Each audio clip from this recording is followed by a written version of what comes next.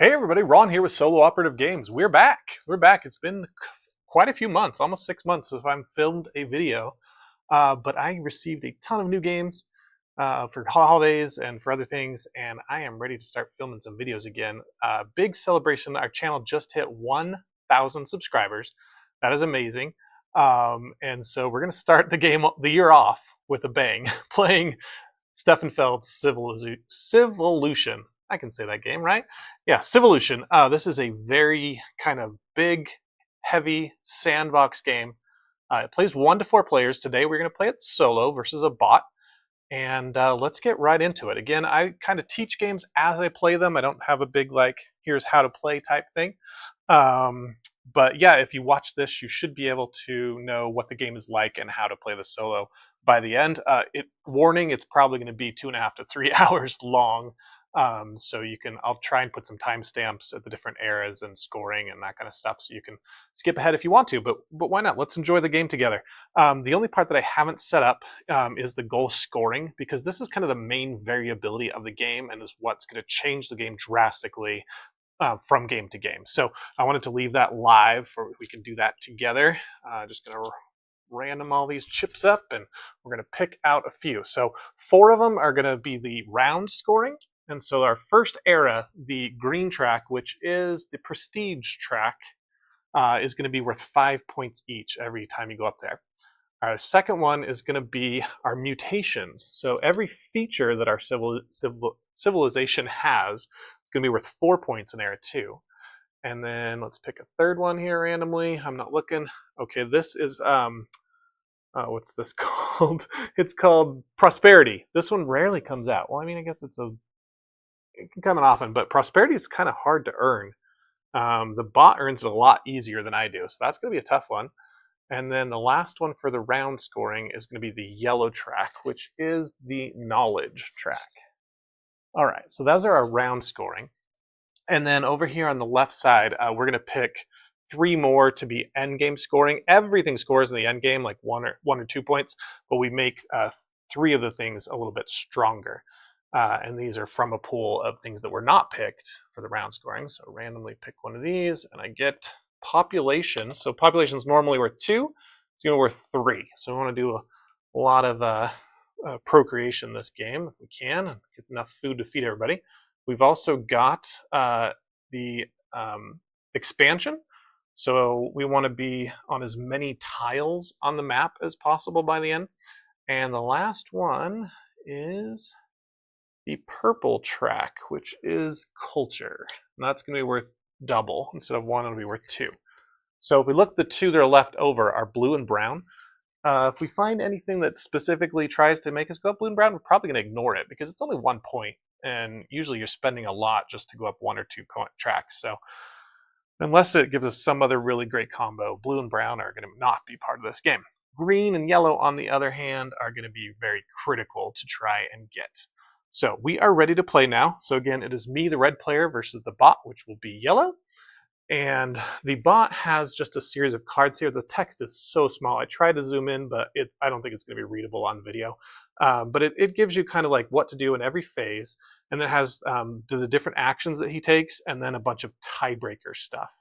And then rather than any resources, he just collects features and prosperity points. And then there's another tiebreaker area here when you're selecting on the map. The bot is very easy to run. He has just a bunch of cards. It's also configurable by difficulty. If you want to play the easy mode, you just go blue the entire way. If you're going to play the standard difficulty, you go blue for half the game, then switch to red. And if you want to play an insane game, you play red the whole time. We're just going to start with blue the whole time in the easy mode. I'm not really trying to beat this bot and play completely strategically. I'm more trying to get you guys a sense of this game.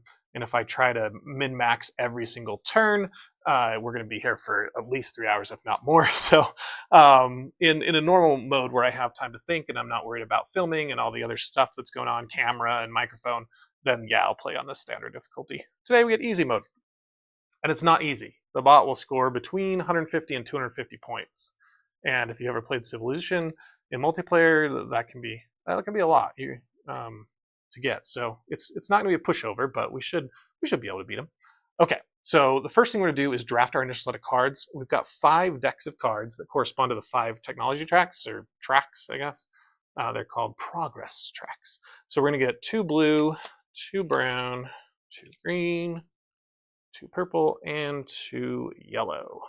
All right. In addition to that, we also get 3 starting marker cards, which will give us our initial set of resources. It's very similar to many games in like the T series and stuff, where it's like, here's your starting stuff, but we're just going to pick one of them. So there might be a draft variant that someone's created, but the base rules are you just take these 2 of each cards and you pick one of every color, discard the others, and then pick 1 starting markers. And then we're also going to draft our starting chip card, which upgrades one of our actions and gives us an initial goal. Now, this game is huge. It's a sandbox. There's not a lot of direction to say, hey, the most optimal thing to do this turn is X. It's like you could do X, Y, Z, B, 3, P. You've got like 20 things you can do, and you just kind of have to say, hey, let's try this one, see how it works, and maybe hope you score the best amount of points. So let's see what we got. I'm just going to go maybe 2 at a time, and we'll just choose between them. So our blue cards, we've got the residence, which allows us to ignore negative effects from the weather. The weather will go up and down. If it gets too hot or too cold, we're going to start killing off our tribes. So that one's going to be pretty good. The glaciers make us eat extra food, I think. No, the glaciers just make you tired. You're weak. So you have to take actions to stand people up. So I really like residence. It's really nice in case the weather does take a turn for the worse, or you uncover a tile and it's a bad tile. The road, on the other hand, says once per turn, when you place a tribe onto the continent via procreation, one of those may directly migrate to an adjacent territory. That is amazing. I played this game now 6 times, I believe, and I've never seen that card. Because in multiplayer, other people are drawing it and discarding it and stuff, and in single player, you only see like 10 of the cards per game. Wow, those are 2 tough choices. I might come back to those based on what our other cards show. Our brown cards, we've got ink. These are inventions. We can invent the ink or invent the sickle. The sickle gives us an action where we can sell our papyrus and herbs for 4 points and 3 money. And then we also go up on the pink fame track, or fate track. Whereas the ink gives us 2 brown and a purple. Remember, we don't care about brown this game. And some points. No, okay, ink is out. Goodbye, ink. So I'm just going to discard it. There's no way we're going to go through the whole deck. So we've got this brown one. All right, our green, which are our mutations. We've got 1, which is an action. We pay a food, and then we choose a territory to strengthen all the people. So that one's good to combat glaciers, and there's also a really nasty card in here that lets other players make your tribes weak. And so you can have this to just stand them back up again. It's very situational. Whereas this one says you may always peek in secret at face-down material tiles anywhere in the continent. That's pretty nice if you're looking for a specific material and you're like, is it here? You're like, yeah, that's kind of cool. All right, I haven't seen that one. We'll try it. I'm not sure I'm going to play it, but we'll grab that one. Our purple, we've got irrigation and tannery. The tannery says whenever we hunt, we get a money and points, and then immediately we get to either take a goal or achieve a goal. And irrigation's got the same immediate benefit, but is whenever you produce resources in forest and grasslands, produce twice as much. I don't tan a lot, and I know I'm going to be doing a lot of hunting because the population is part of the endgame scoring. So let's go for the tannery. That one. And then the last one here, we've got democracy. Whenever we reset and we don't have a 3, we just get a random idea. Okay, great. If we have the mouth, that one might be easy. Navigation says whenever one of your meeples migrates or relocates or crosses a developed territory, 3 points. So normally when you migrate, you want to migrate into an undeveloped territory because you get a free resource. But this one says, okay, well, if you're migrating into a developed one that's already been developed, here's compensation for it with points. That could be pretty good. Let's see our starting markers to see what do we even get any eyeballs? So we don't. That's going to be hard to do. All right, so we've got 3 here. Hard to see those, but here, maybe I can zoom in on there. We go. I should have done that the whole time. Okay. So this one's got dexterity and vision. This one's got composure and expressiveness, and this has got intelligence and expressiveness. Of the cards we picked, the eyeball and the hand are both kind of prevalent there. Here, if we want to get navigation, we're going to need the vision. So let's take that one. Okay. And then now, based on that, do we know which blue card do we want to take? Cotton and copper aren't helping us much. Maybe I want to look at that, because this one takes brimstone, this one takes iron. And did either of those give us that? We get iron with this one, but these are not helpful at all. Okay, well, we might not be able to get many of our cards out. That's okay. And we don't know where the sand is. And it takes 2 of the sand. What's the one that, do we take the one where we could look? Yeah, we could get the antenna to try and find the sand quick. And then get this. There are 2 deserts right next to our starting areas. Or close, at least. Well, I'm going to residence. This one is really cool, but I'm going to do residence. It's just easier to get out with the materials we have. And there we go. Okay. So I'm going to go ahead and take these 5 cards and they're going to be off camera a little bit, but when we play them, we'll show them again. And let's get our starting markers. So we get some cotton. We get some copper. That's expensive desert stuff. We get a dexterity and a vision. Okay, so that was the beginning of the game. Took us 10 minutes, but we are ready to play. We also get 1 food, 2 money. Nope, I got that back reversed. Okay. 1 focus, which is these 2 are dice mitigation. A focus is like a wild dice, and then the ideas are you can move a dice up or down. So like a worker in Burgundy or whatever. Okay. Oh, I guess we're not ready to go. We still need to draw some of these. There's controversy on this rule right here. I'm not sure. Maybe it's been clarified in the FAQs or online. This says draw number of cards equal to the player count plus 1. Well, I'm a solo player. Does that mean 2? Or the rules say set up the game for a 2-player game, which means we would draw 3. So I'm going to set it up for a 2-player game, which means draw 3 of these cards. And we need to populate each one with a starting goal. So I'll draw those out of the little black bag. Oops, draw too many. Put 1 back. And so this one needs brimstone. This one's need 2 composure. And that one needs 2 people in a cave. They're next to a cave. Wow, those are not easy goals. So let's look at instead at the starting flip. This one would make our planning action better. Planning is how you complete goals, and also gives you extra dice. It's kind of like focus, but they're locked into a specific number. That's not bad. Activity lets you take one of the actions, and remember we do have a pretty nice action on our sickle to sell some resources for money. But the activity, when you flip it, lets you do more. And I've only got the base one, which it's not bad. It lets us spend money to go up on tracks. So if we could sell our resources and then, okay. But then we've got production here, which is when you flip production, you get to produce 3 resources instead of 2. And then you also get to always bring 1 back, like harvest a resource. Now, I'm not really sure about this cave one, because if we can't find a cave, there's no way we could do it. So we're going to be doing exploration a lot. I don't usually do exploration a lot, so maybe that's a good way to kind of force me to try another thing. This one's income, because I think it has the weakest flip, is the best income. It gives you a focus every time you take income. So 4 times a game, plus anytime the weather is a little bit warm.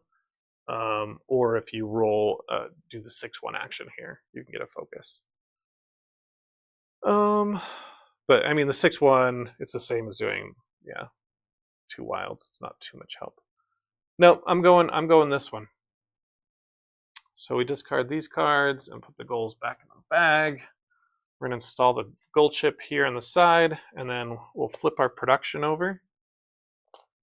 And then we will tuck this up, and this is row 4, so it could be worth potentially 7 points.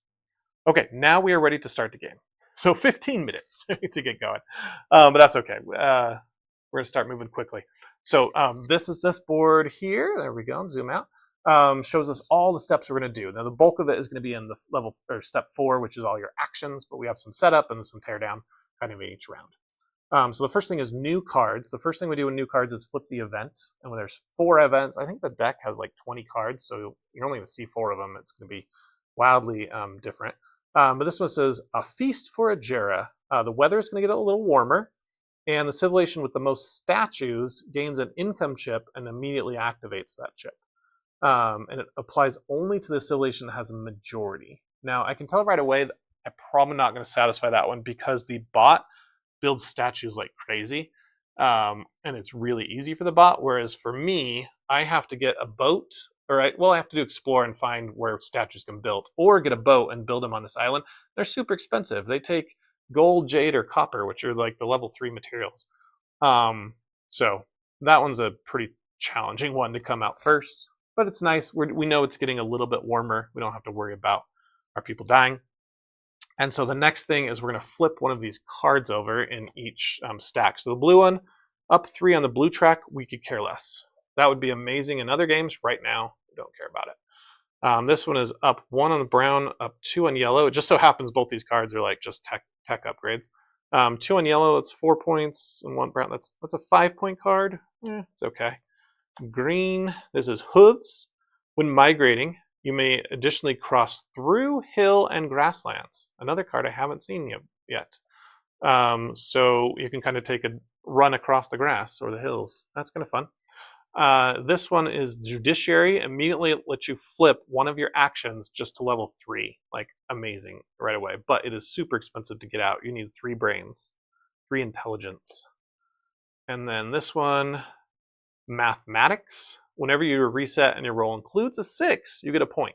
And if the smarter you are, the more points you get when you install it. So interesting cards. None of them like super calling out to me, whereas we like need to go get them right away. We need to find a way to go up on that green track. None of our starting cards gave us that, right? And none of the first 5 out either. Oh well, let's go to new goals. And in player order, we're going to be the start player. We need to take a goal. This is optional. We don't have to. And the 4 that came out are go up 3 on the purple track, pay a cotton, pay 3 money, or pay a salt. Now the middle 2 are both calling my name. The first one, cotton, I have a cotton, though I just was given as my starting resource. And then remember, our action has given us a lot of money, so we'll be able to spend some money. But I'm just going to go with the cotton because I have nothing else to do with this cotton, so I'll take that one. And then I'll just install that down here in my player area. So I've got 2 now. And then the bot, he rolls a die, and he'll just take 1 if he can. So he takes the 3rd one. Well, there went the money one, and that's just out of the game. All right, then we go ahead and refill once everybody's had a chance to take. And we have 2 people in a hill, or pay a gold. Okay. I don't like the ones that make you pay necessarily, but it's pretty easy to get resources in the game. Maybe not a specific resource, but it's not too hard. Okay, so we've done goals. Now we go to this extra find, and that says wherever you are, you can get a resource in that kind of territory. So we start out in the grasslands and the forest, so we can take any of the 6 resources in the grassland and forest. Now looking at our cards, we do need a little bit of wood, and that's really all we need. Or we could get some gold if we want to try and build a statue. Because technically we already have the wood in the starting territory that we were in. So yeah, I'll just go and grab some gold. That way, if we do want to do a sell action, we can get the most money out. That's the most valuable resource of what we're allowed to take. Okay, now that done, we go into the action phase. So now we're going to start taking our actions. This is the main part of the game. We start with 6 dice, 1 of each number, and we're going to pick 2 of them, and wherever they intersect, we get to do that action. And so all the right ones are play cards. There's a bunch that deal with getting people on the board and moving them around. There's a few that deal with dice mitigation and making that better. But the crux of this game is you start with kind of weak actions, and you can upgrade them to make them a little bit better, and then you can upgrade them the second time to make them really nice. And one of the best ways to flip them is to either go up on the tech track. We need at least 2 bumps in a track to flip one of that color, or to install one of our goals. And we do have a goal that we can achieve right away. So I I think it's just beneficial for us to do that as our first action. And that action is planning. So that takes a 3 and a 4. And that kind of leaves us with limited options in the rest of our turns, right? Now we have a 5, 6, and a 1 and a 2. So we're kind of limited to what we can do. But you'll see I have a very common opening that I do in a single player game, which is the 3 floor to do my goal, the 5, 6 to go get some dice, and the 1, 2 to go get a card. It works out perfectly. They're using one of each dice. And you don't have to do that every time. Since none of the cards were great for us, I'm not sure we're going to do the research, but we'll get there later. So we're doing a 3, 4 planning. We're going to take this cotton one. Since we achieve it, we're going to pay that cotton. We'll just throw that in our supply, and that will flip over. Now we can install it in any of the columns in our console. The bottom row is level 1. That's going to be the cheapest place to play our cards, and so I usually don't like to put goals there. And there's 5 different colors, so you could play 4 here, and then maybe 1 up in row 2. And that would be a little bit more expensive, but then you can play the kind of the 5. So it's usually what I do. I put the goals on the 6th, kind of the 6th column. But you could place them up here. They're worth more points. They're worth 4 instead of 3. And there's no more difficulty. But I like to try and get all of row 1 and 2 completed, so I get this flip, which makes this card worth 7 points. It works pretty well. So we flip the goal, and now we have to flip one of our actions. And this is almost my de facto go-to of the first part. Because I have a 5, 6, let's flip our dice achievement tile, and that'll let us get an additional pink and white die. All right, our turn is over, so we'll move on, and we go over to the bot.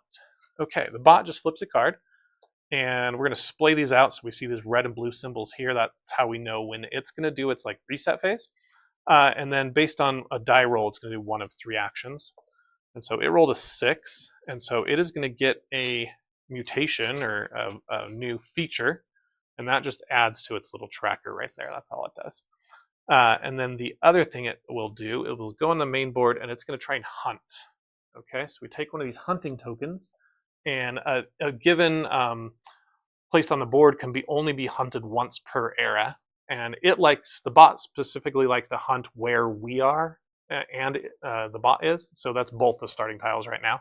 And because there's no difference, it's going to roll and then use this card to determine where it goes. Now the 5 corresponds to the hills. It's not in the hills, so it just goes around a circle. To the desert, no, and then it hits the forest. So it's going to hunt in the forest. And it doesn't get anything, it's just blocking that area. And that's its turn. Easy. Okay, back to us. We're going to use our 5, 6 to go up here to achievement. And since we flipped it, instead of just picking 1 die, we get 1 of each. So we'll take these 2. Now there's only 3 of each color. And once those run out, then if you go, you start taking them from the player with the most. And if you have the most, then you can't take them. It's a way to prevent the one player from getting too many dice and running away with it and that kind of thing. But I don't know. Anyway, so the pink one just goes off the side. Those are fate dice. They're used in certain actions. They're random, so having more of them is better always. But the one we rolled, we get to roll, and actually it's now a dice that we can use. So discard the 2 from that action and go over to the bot. Bot for this turn is just going to do some tech tracks, it appears. And it wants 5, which is going up on the green track. How did it know that green is the track that it should be going up on? Oh my goodness. So it's only going to go up on 1, but that's 5 points for it. It just grabbed 5 right away. Okay, cool. Back to us. We've only got 3 dice left, but we do have this focus here, which we can use any time as a wild die. So one thing I know we want to do is procreate to get some more people out there. We want to then migrate and get the people spread out a little bit. If we want to get any of our cards out early, let's see. The weather is okay right now, so I don't think we need the residents. Navigation, we don't have 2 vision for. We don't know where the brimstone or the iron is. We know it's in the hills. Are those both hills? No. Mountains for the iron, hills for the brimstone. And then the antennae would be great. We could get that right out right now, and then we can know where everything is. At that point, I would probably just Well, I guess I can't play face up because then you wouldn't know if it's developed or not, but I could know where every single thing is. Do we want to get that out?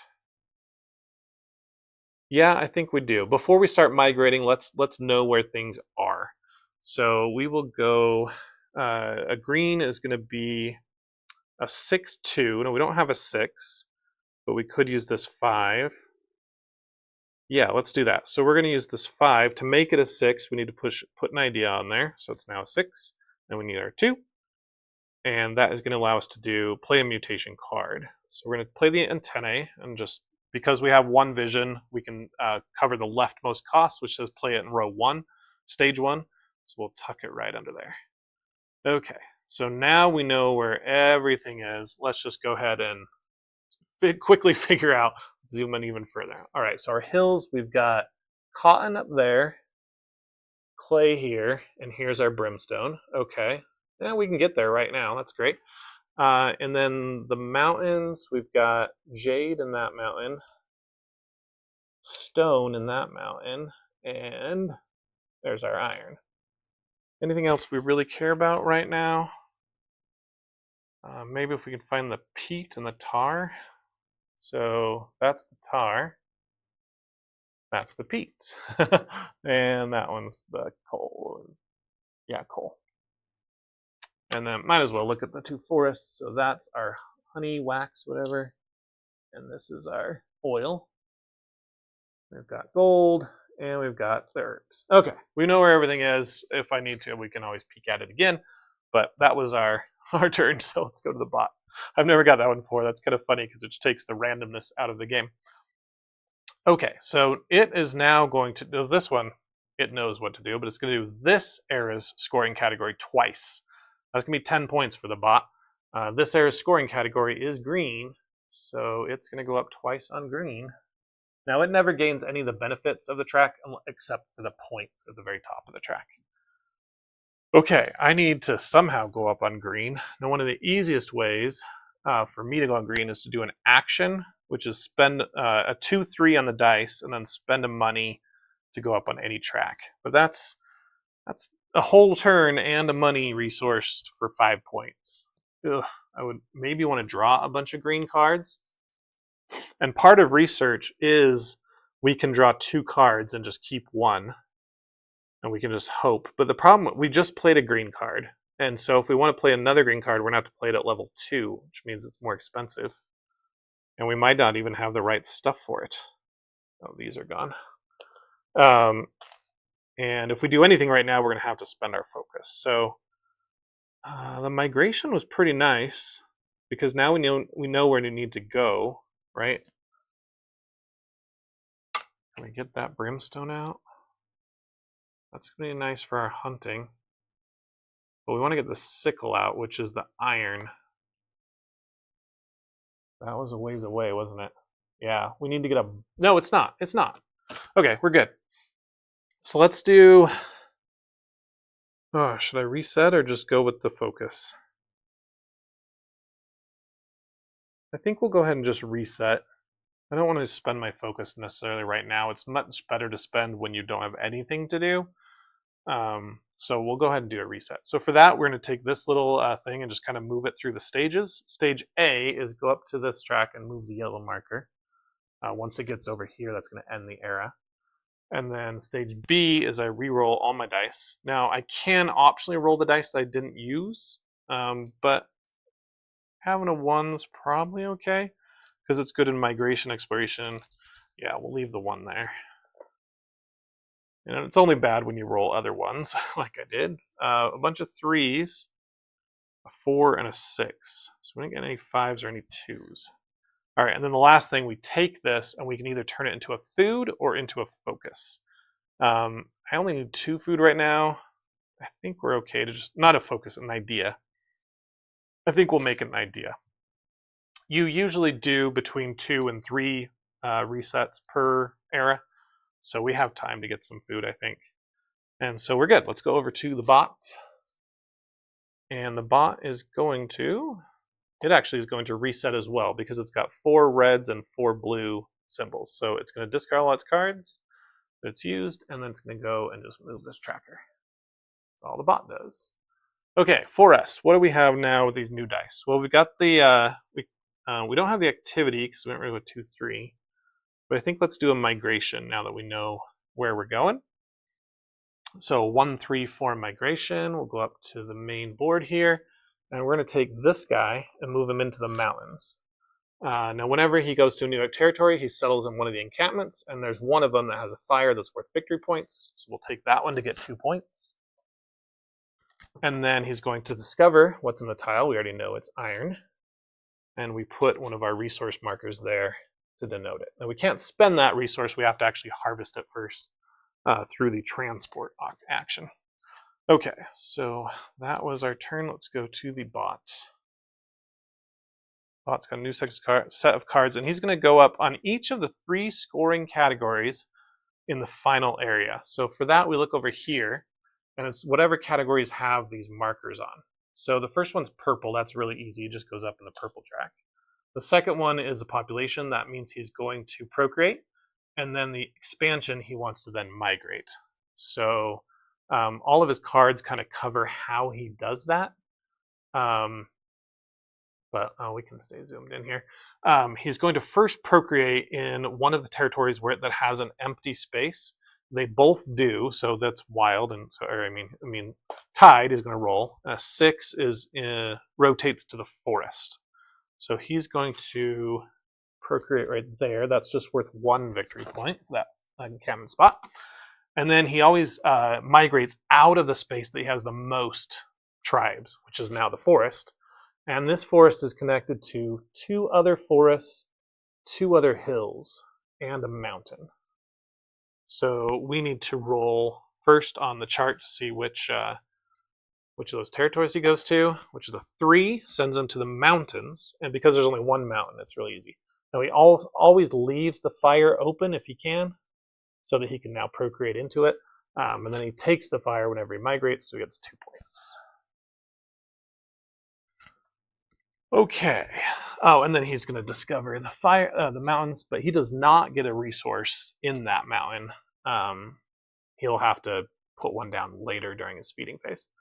Okay, that's his turn because he's done all 3 scoring actions: purple, procreate, migrate. Okay, for us, we've still got a lot of dice here.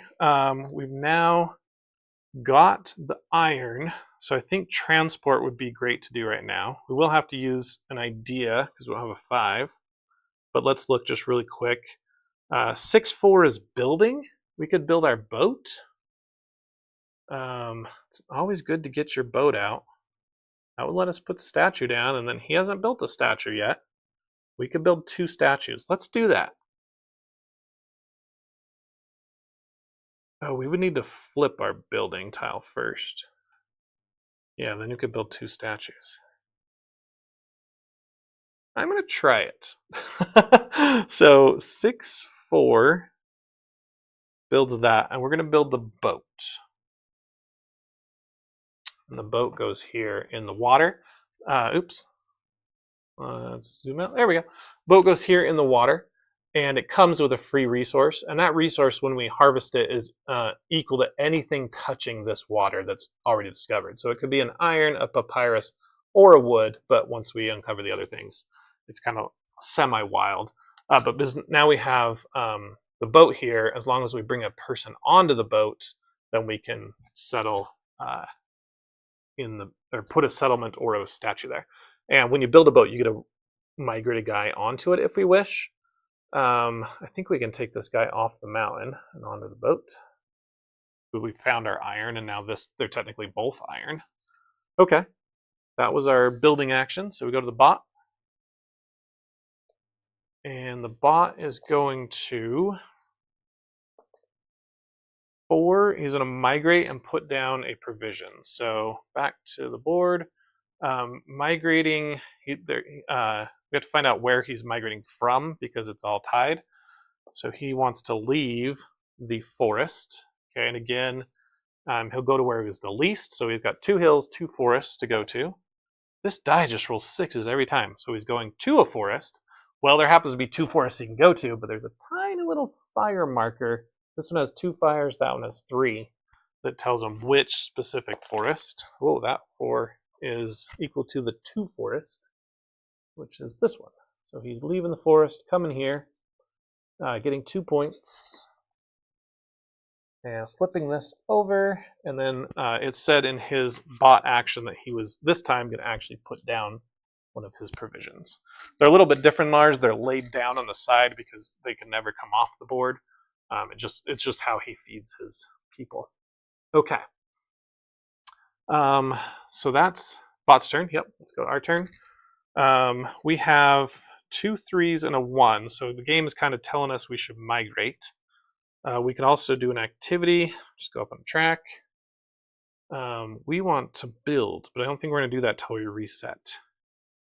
We could also, let's do this. Let's do exploration, because we are in the water now. We're technically touching all 4 of these tiles. That's the best exploration there is 4. So let's do that. So I'll pay a 3 and a 1 with an idea to make that 3 or 4. And we're going to pick one territory that we're on and flip everything that touches it. I hope water is a valid territory of one thing we can pick, right?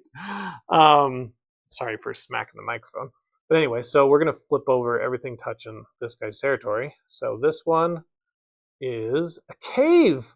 That's what we need, right? Yeah, we need 2 people next to cave. Oh, we're kind of close. We need somebody here. That's fine. So we found the cave. The cave's worth 3 victory points for finding it. That's cool. All right, we'll flip this one next. We found the Mystic Oak. Okay, that one's nice. It gives you points if you're next to it, depending on the territory. And water is worth 2 points. So finding the Mystic Oak, because it's a good tile, is worth kind of crappy points. Only 1 point there. The next one we're finding is a building ground. All right, so that allows you to build statues for iron and clay. Where was the clay? There, the clay is pretty close. We just need to get the guy to it, which would be our cave, and we'll have, oh yeah, we're golden. Okay, and that one's only worth 1 point. Not getting the points I thought I would, but oh well. And then this one here is a Gorge of the Grim Wolves. So it's 5 points. However, every guy that you have, or if you have a tribe next to that tile, you must pay an additional food. And we've got one here, and this guy. We've got 2 guys next to it right now, but so we just need to plan on extra food because I kind of want to be in that water for a while at least. I don't know, maybe I don't. Okay, so that Grimwold gave us 5 points. We got that? Yeah. I think we got all our points, and that is our action complete. So we'll discard all of this and go to the bot. All right, the bot. Oh, he's also doing some exploration, I think. Yep. So he's going to flip. Let's see. Territory of the most face-down sites. So his mountain touches 2, his forest touches 2, and his plains touches 1. So it's going to be tied between mountain and forest. Oops, up here. It is a 5, which is the hills, desert, forest. Okay, forest. So he's going to flip the 2 here. This one becomes a holy rock.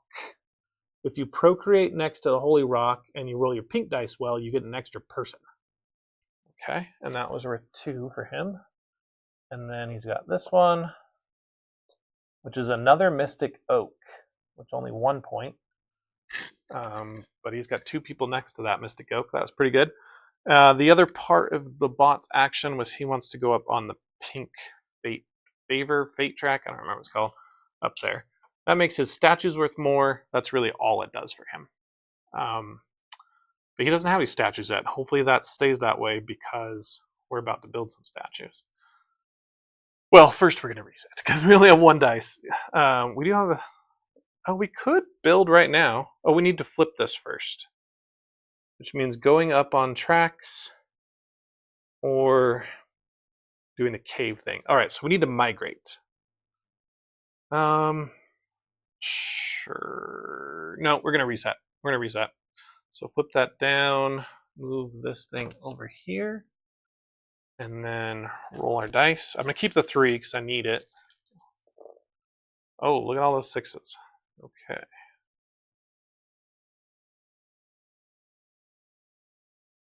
You're going to find in this game that I'm not capable of rolling 4s. It just doesn't happen. I don't know why. Okay, we reroll dice. And now this, I think this one, because of those grim rolls, I am going to make a food because we are going to need, right now, 3 food to keep everybody full.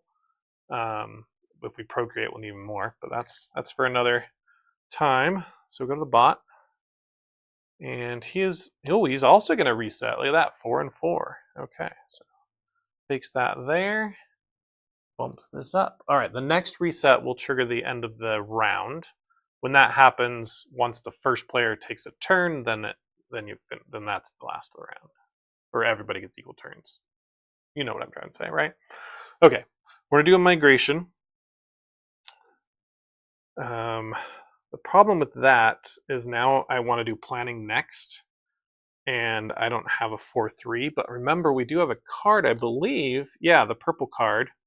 If we can get to Brimstone, it lets us complete an achievement. Where was the Brimstone? That's way over here. I want to be next to the cave. Darn it. Not sure what we're going to do. Double vision? We do that. Who knows? Okay. Anyway, let's just go ahead and do this migration. What was this one? Oh, that's a hunting token. Here we go. This is the clay. All right, clay is not horrible. Oh, that's actually okay, I think. Yeah, okay. I think we're good. We'll try it.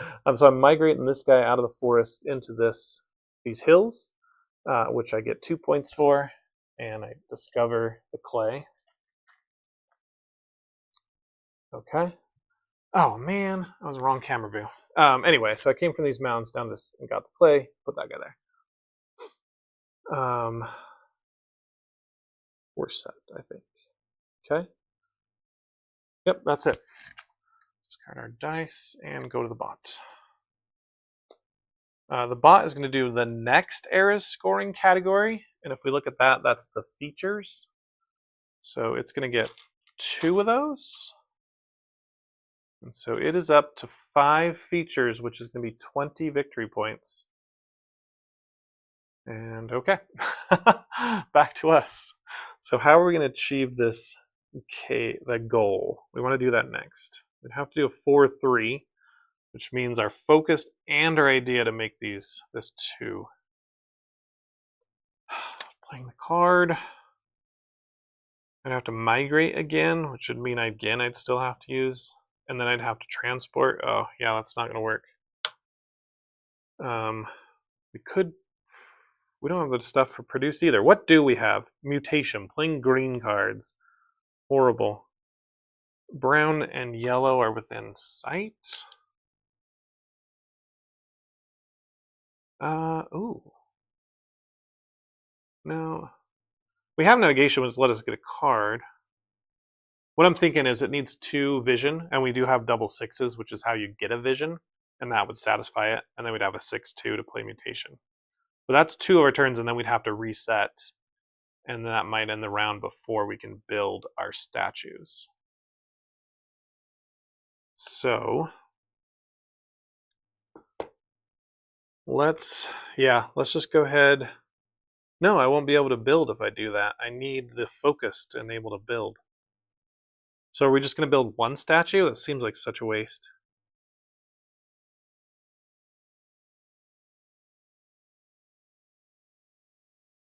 What does the statues give us? An income chip. Income chips are really nice. Do we risk not being able to do everything we need?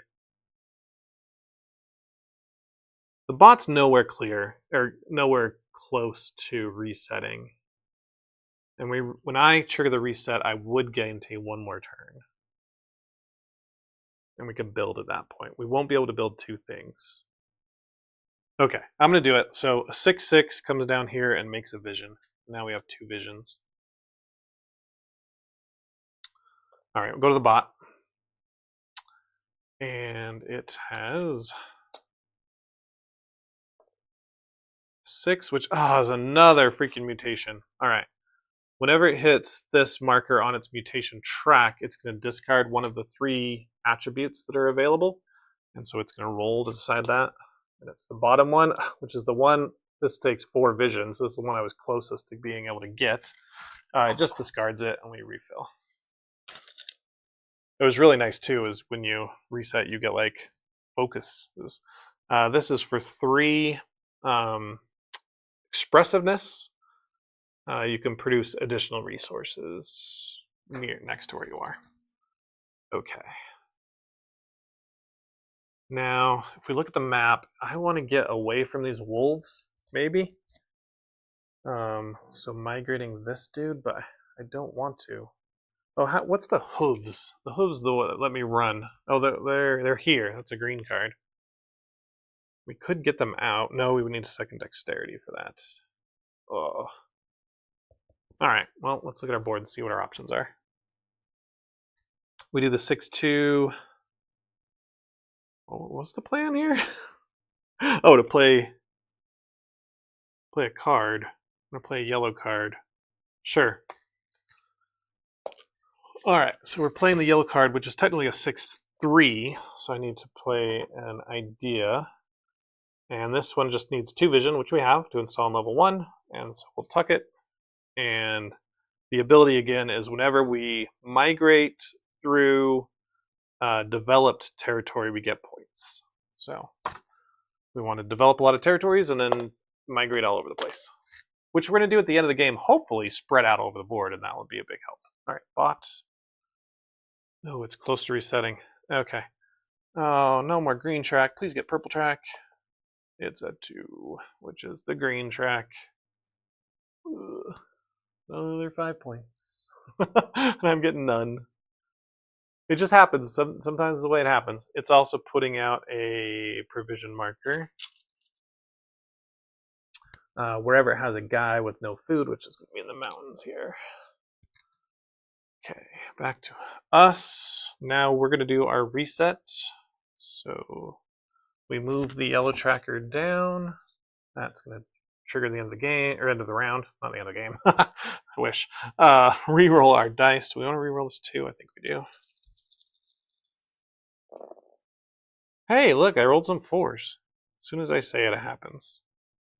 Okay, now this is, oops, that was a 6. This is a much better roll.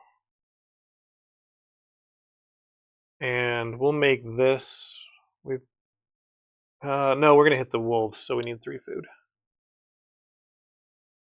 Okay, so that is going to, on the next turn that I take a turn, it'll be the end. So we finish this round, and then we do 1 more.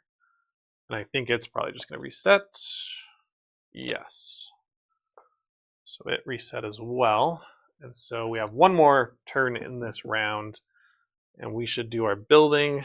Unfortunately, it's only going to be able to build 1, but as long as he doesn't build a statue, famous last words, we're going to get that free income chip, which would be pretty nice. So let's, anything else that would be more beneficial? Getting more dice, getting another vision, dexterity, the planning.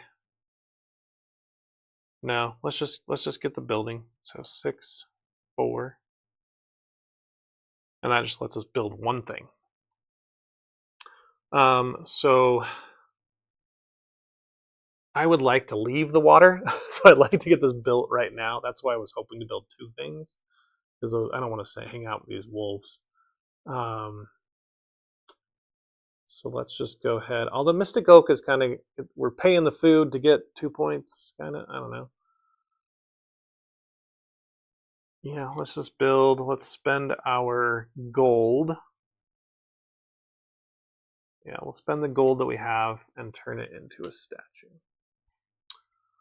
So that'll give us 1 point for the statue for every round. So it's technically 4 points throughout the game, and it'll get better if we increase the pink track here.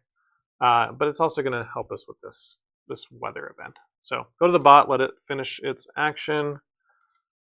And it is the 4th era scoring category times 1. 4th category is yellow. And so it'll go up here. Wow, I haven't gone up a single track. That is pretty bad. And I was wishing the weather would get colder, but it's getting warmer. Oh well. So let's go to the end of the round. So we look at this thing here, and we now drop this down. The first thing we'll trigger is any wolves. And the bot ignores all of this pretty much, except for feeding. So the wolves are going to eat one of our food. So go to my board and chuck a food. Okay. And that's it for the wolves. Then the glaciers would make people tired. We don't have any glaciers. Then we do the mystic oaks. And I don't think the bot benefits from mystic oaks, right? Oh, I just hit the microphone again. I'm sorry. Phase 5, never affected by sights. So even though the mystic oak is right there by him, he doesn't care. However, I am next to this mystic oak, and water gives you 2 points. So I will gladly take it, because I'm about to get chunked here. And then we move to the feeding phase. Now for me, it's really easy. I just need to pay 1 food per guy in encampment, and the boat is counted as an encampment, and 2 for everybody in the wilderness. Well, I just have 2 guys, so I pay 2 food. So I'll delete those. And then the bot, he is going to, as long as he has a provision, that feeds 1 of his guys. So fed, fed, and fed. He's good. Now we go down here, we get a point for every strong tribe we have. I have 2 strong tribes, so I get 2 points. The bot has 3, so it gets 3 points. And that's the feeding phase. I forgot one part of the feeding phase for the bot. Whenever it feeds, it gets to put out a provision. Now it puts that provision with the fewest. Well, it has 1 in every one. The most tribes, it's all tied again. And then, so it's just going to do the random roll. Where is its pink die? Way over here. So it's a 5. It would like to put an extra vision in the hills. It is not there, so it goes to desert. Nope, forest. And that's this one. Whenever it gets 2 provisions in a territory, it blocks the farm space, so nobody can build a farm there. Okay, so that's the feeding phase complete now. Now we do the weather event. The first thing we do the actual weather. So it's getting warmer, and everybody gets to trigger 1 income. The only income I have is my starting income, which is either stand up a tribe.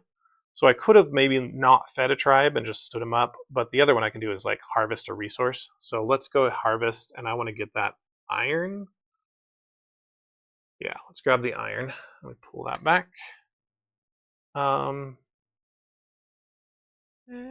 Yeah, that's fine. I was thinking about pulling it off the boat instead, but we're good with this. So this is iron now. We have copper and iron. Okay, then we go back to the weather. We do the event. So I have the most statues at 1. So I get a free income chip and immediately activate it. I've got 3 choices here.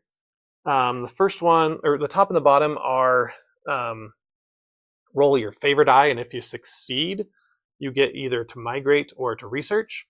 And I have 2 favorite dice, but I'd have to roll a 1 on one of them. And I'm not really feeling that right now because I have no ideas either. So let's take the middle one, which is to take a gold chip. Now we get to put this on any column we want. It's wild. And so I probably want to put it up on level 2, but you can't float it. So we'd have to put it on top of the yellow or the green, or we could just stick it here. I think after this turn, like right now, green is super important, but after this turn, it's not important for the rest of the game. So we sucked getting it, and I don't think we're ever going to. We'll put it on top of green. All right, then I can trigger it right away. So let's take a goal. 3 in the purple track, probably not going to happen. 2 in the hills, maybe. If I procreate, I'd get that right away. Pay a gold, I just used my gold. And pay a salt, I don't have salt. And I think the salt was way up here. Yes. So let's do 2 in the hills. Slot that in, and then we will refill both the gold chip, which is to have 2 in the desert, and the income chip, which will give us, woo! Again, pulling back resource, it's the same one we have as our starter. Okay. All right, we go now to the part that's going to be the hardest, and that is scoring the round. So 5 points for everything on the green track. The bot has 4 for 20. We have 0. Yuck. All right, so it goes from 11 to 31. Completely off the camera here. Okay. Here it is at 31. And then we just take this chip and get rid of it, so we don't have to worry about it anymore. And then whoever scored the most in that category becomes first player. So the bot is now the first player. We just get this little obelisk thing. And then we go down to the kind of the reset phase here. So we'll get our income, and this is all of our income. Well, we have 2 things of income now, right? So the first thing is harvest a resource. Do we need the clay? Clay is for building statues, or we need more wood. Yeah, let's do that. So I'm going to grab the wood back from here. Sorry, I didn't move the camera up, but I pulled the wood back. Okay, so that was this one, and then we get to pick another gold chip. Now, the thing about these gold chips is you can always take them, but if you take more than you can hold, then you have to stack them, and then you only get the flip achievement when you get rid of all of them. So it's a great achievement, but I don't think we want to take any because we're going to take a free one anyway in a minute. And you can always, if you don't want to do the action, just take a victory point. I think I'm going to do that, since I'm getting beat quite a bit. Okay, then we score our statues. All my statues are worth 1. All his statues were 2. I'm the only one, and I have 1 statue, so I got 1 point. And then we remove the hunting tokens, so the forest is available to be hunted again. And we refill our reset tokens. And we are ready for era 2. How long are we in? Almost an hour. Remember, we spent 15 minutes just setting up, so 45 minutes for the first era. Okay. Bot is first player in this new fangled era, but we do need to do the end of the setup stuff. So let's take it back to the top and get the new cards. The first new card will be our new weather, and that's going to say we're getting warmer again. And that goes to hot, which means we either have to pay a food or kill a tribe. Okay, so we might want to get that ignore the weather card out event. And it says whoever leads on the blue track, right now we're both on 0. I had no plans to go up in blue, may either gain all store materials that are depicted as a building cost in front of one of its available settlements on its console, or may build a statue on any building ground for free without any restrictions. Oh, you know what I forgot to do? Oh, this just reminded me. We're just going to get some points. When you build a statue, it's on this tiny little thing right down here. You go up on a track. Oh, we're going to go up on the green track. So let's bump us up there and get 5 points. I think that's totally legit. That's why I wanted to build 2 statues. I remember now the whole point of building 2 statues, other than getting the 2 victory points every round, is to go twice up on that track. Oh well, whatever. We got this. Okay, so again, what did that say? Whoever's highest up on the blue track. So basically, you get all of the resources for one of your settlements. So I could just get a salt, an iron, and a clay, just because I wanted to. Or we could just plop a statue anywhere and go up on that track. And there's no restrictions, so we could put a 3rd statue on an island. That's kind of cool. All right, so maybe want to try for the blue track. It's definitely not going to, unless it gets specifically like a card like this that says go up on blue. Blue is never like its target other than that like 1 card, maybe 2 cards that say that. So we could be safe just going up 1 time and hoping. Maybe we'll see. We'll see if it happens. Okay. And then the new cards, we're also going to get 1 of each card. So this one is the courthouse. I love this card. Costs 2 wood, but you pay a coin and a idea to go up on 2 tracks. So it's a better version of the starting action that you get. That's cool. The brown one is you immediately do an action. It's the hammer. And for each resource you produce in the mountains, you produce an additional resource of that type. Okay. And the mutation If you're in the lead on the green track, you can do an action. Okay, that one's probably not going to happen. And then we've got the cartography. This has 2 bumps on yellow. That's worth 4 points. And it's worth an additional point for every purple card, or everything in that column. It's 2 eyeballs, which we have. This is a great one for us to go grab. So let's keep an eye on that one if we have an extra research. And then we've got the smoked food. In every feeding phase, we just feed 3 people. It just feeds 3 people. That's cool. In 3 different territories, but yeah. All right. So we're eyeing on purple right now. We didn't do a hunt. We didn't have any brimstone. But this one doesn't get that much more expensive for level 2, and then level 3, 4, 5, it's the same. Whereas this one does. So I think we should put this one at level 1 and get that one for level 2. Okay, that was the new cards. Let's go into new goals. The bot chooses first, so it's going to roll. Let's go over this side. It's choosing 5, which technically doesn't exist in a 2-player game, so it's not going to take any. Now I can choose 1. I don't know if any of those are going to happen. Maybe 2 in the desert. It's probably the easiest of those. So we'll take that one. And we don't have to, but I have a slot open, so I'll take the 2 in the desert. We got 2 in the hills, 2 in the desert, and we already satisfied this cave if we can just achieve it real quick. Okay. Back over here, that was our goals. We go down to extra find. I am in the hills and the water. Now, I'm not sure what happens for an extra find in the water. Do you guys know that? Let's get the rulebook out. Let's see.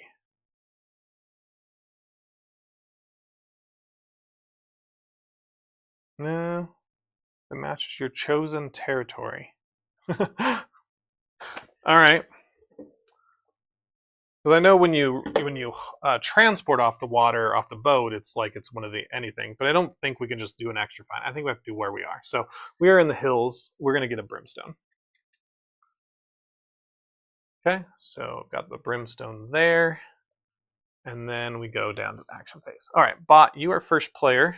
Now, it doesn't reshuffle its deck. It just keeps going with the cards it has. And it's going to do this era scoring category once. And so it's just going to get another feature. Okay, go over to me. I've got most of my dice available here. We can build again.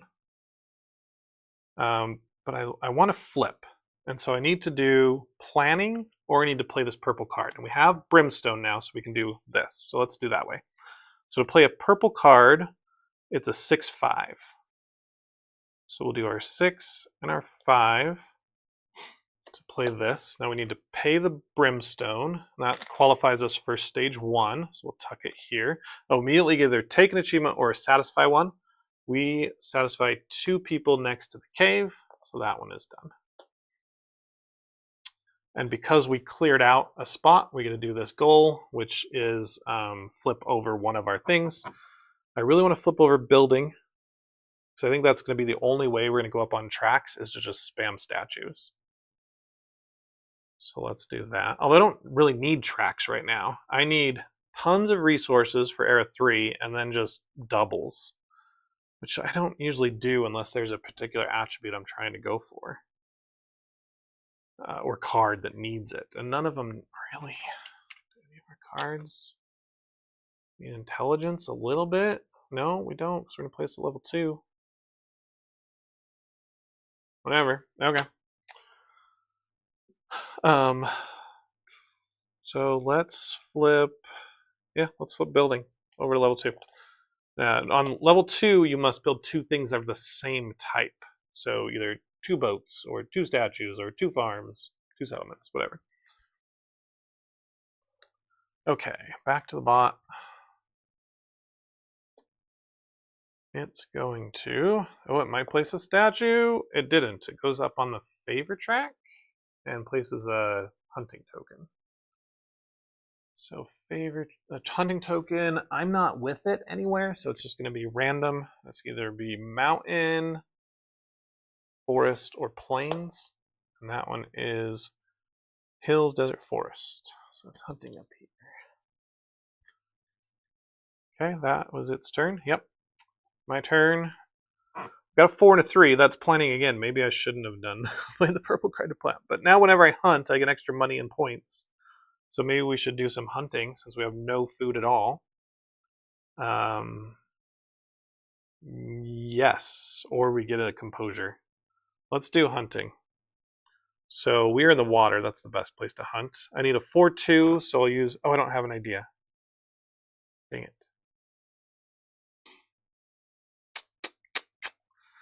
Okay. Is it worth using our focus for this? Probably not. Can we get another card out? Wood or iron? We have the iron to get this one out.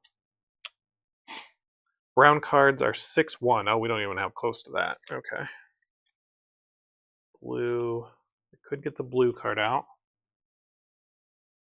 Nope, let's build. Can we build statues? What do we need for statues? We've got a copper. Thought we needed copper for one of our cards. Maybe not. Okay. It's iron. So we could build a copper statue. We could also build 2 farms. Ugh, man. Alright, I think I want to migrate instead. No, I want to hunt in the water before I leave the water. I was about to migrate out of the water. No, I'm okay. I'm okay. Okay. 3-1 with our focus for a migration. Okay, we're good. And we're going to migrate from this one to this desert. So 2 points. And flip this, which is our copper. We get one of the coppers. Okay. So now we're in a desert. Oh, we need to procreate in the hills before we did that. I was thinking I could plan again. Was there procreation available? No, that's a 5-2, and I had 4s and 3s.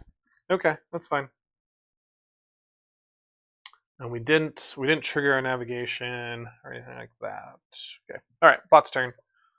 It's out. It's gone through its whole deck, so it's gonna shuffle. All right, and it will.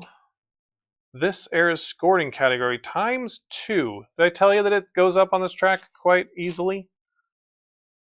That is 9 times 4. That's 36 points it's looking at right there. And nothing I can do about it other than doing some of my own.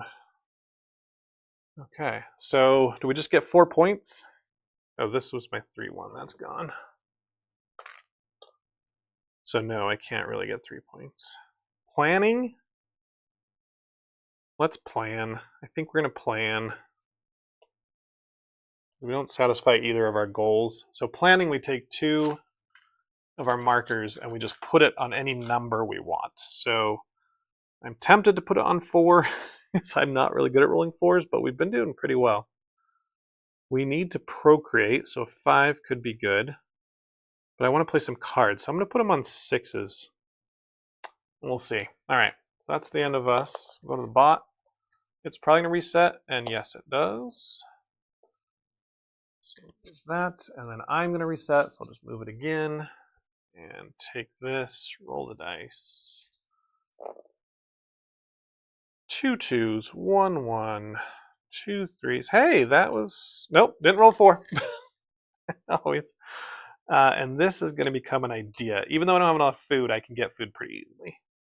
But sustenance. Man, why didn't I put these as 4s? Ah, such a failure. Okay. Back to the bot. It's going to roll. 3, it wants to migrate. Where is it located? It doesn't have anyone where it has the most, so we will roll. 4 is equal to the grasslands, so it's leaving the grass. It can go to swamp, forest, desert, or hills.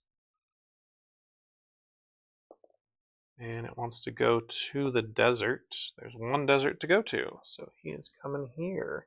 Does he kick me out? Let's see. Free fire, any free encampment. So if there's a free encampment, he will go there first, so he doesn't kick me out, which is good. And that's it for him. He just migrated. That's all he did. Cool, love it. Thank you, bot. Back to us. We've got all these dice. What am I going to do with them? I know I want to procreate, which is a 5-2, so we might as well just get that out of the way. Procreation right there. Yep, okay. I was thinking I need to transport too, but I have enough to transport. Okay. So where do we want to put a guy? We want to put a guy into the desert. Now this is an interesting part. Because the yellow just migrated there, if I want to put somebody in the encampment, I have to weaken myself. And so I would be weak. And I could also kick myself out if I plan to migrate away with that guy later. But I gotta have it there for a little while. Yeah, I'm gonna go kick the yellow out into the wilderness. So I'm not gonna get any points, but I have the encampments, and so if I build a farm there, it's gonna feed both my people. Okay, and that's all I get for migrating, nothing else. So back to the bot, or not for migrating, for procreating. Oh, it might go up in the green track. Oh, we don't care. Blue track was what we didn't want it to do, and it already used its blue card. Ha ha ha ha. Okay. That was cockeyed. A 6. It's actually going 1 on the purple track. It's fine for us. Okay. I want to build the statues. Statues cost gold, jade, copper, or iron clay. I have an iron. I have a copper. And I can always get more copper and more iron with the resources out of the board. There's also clay on the board. So maybe we should harvest first, or transport. Let me get these dice off my board. So transport would be 5-1, and then build would be 6-4.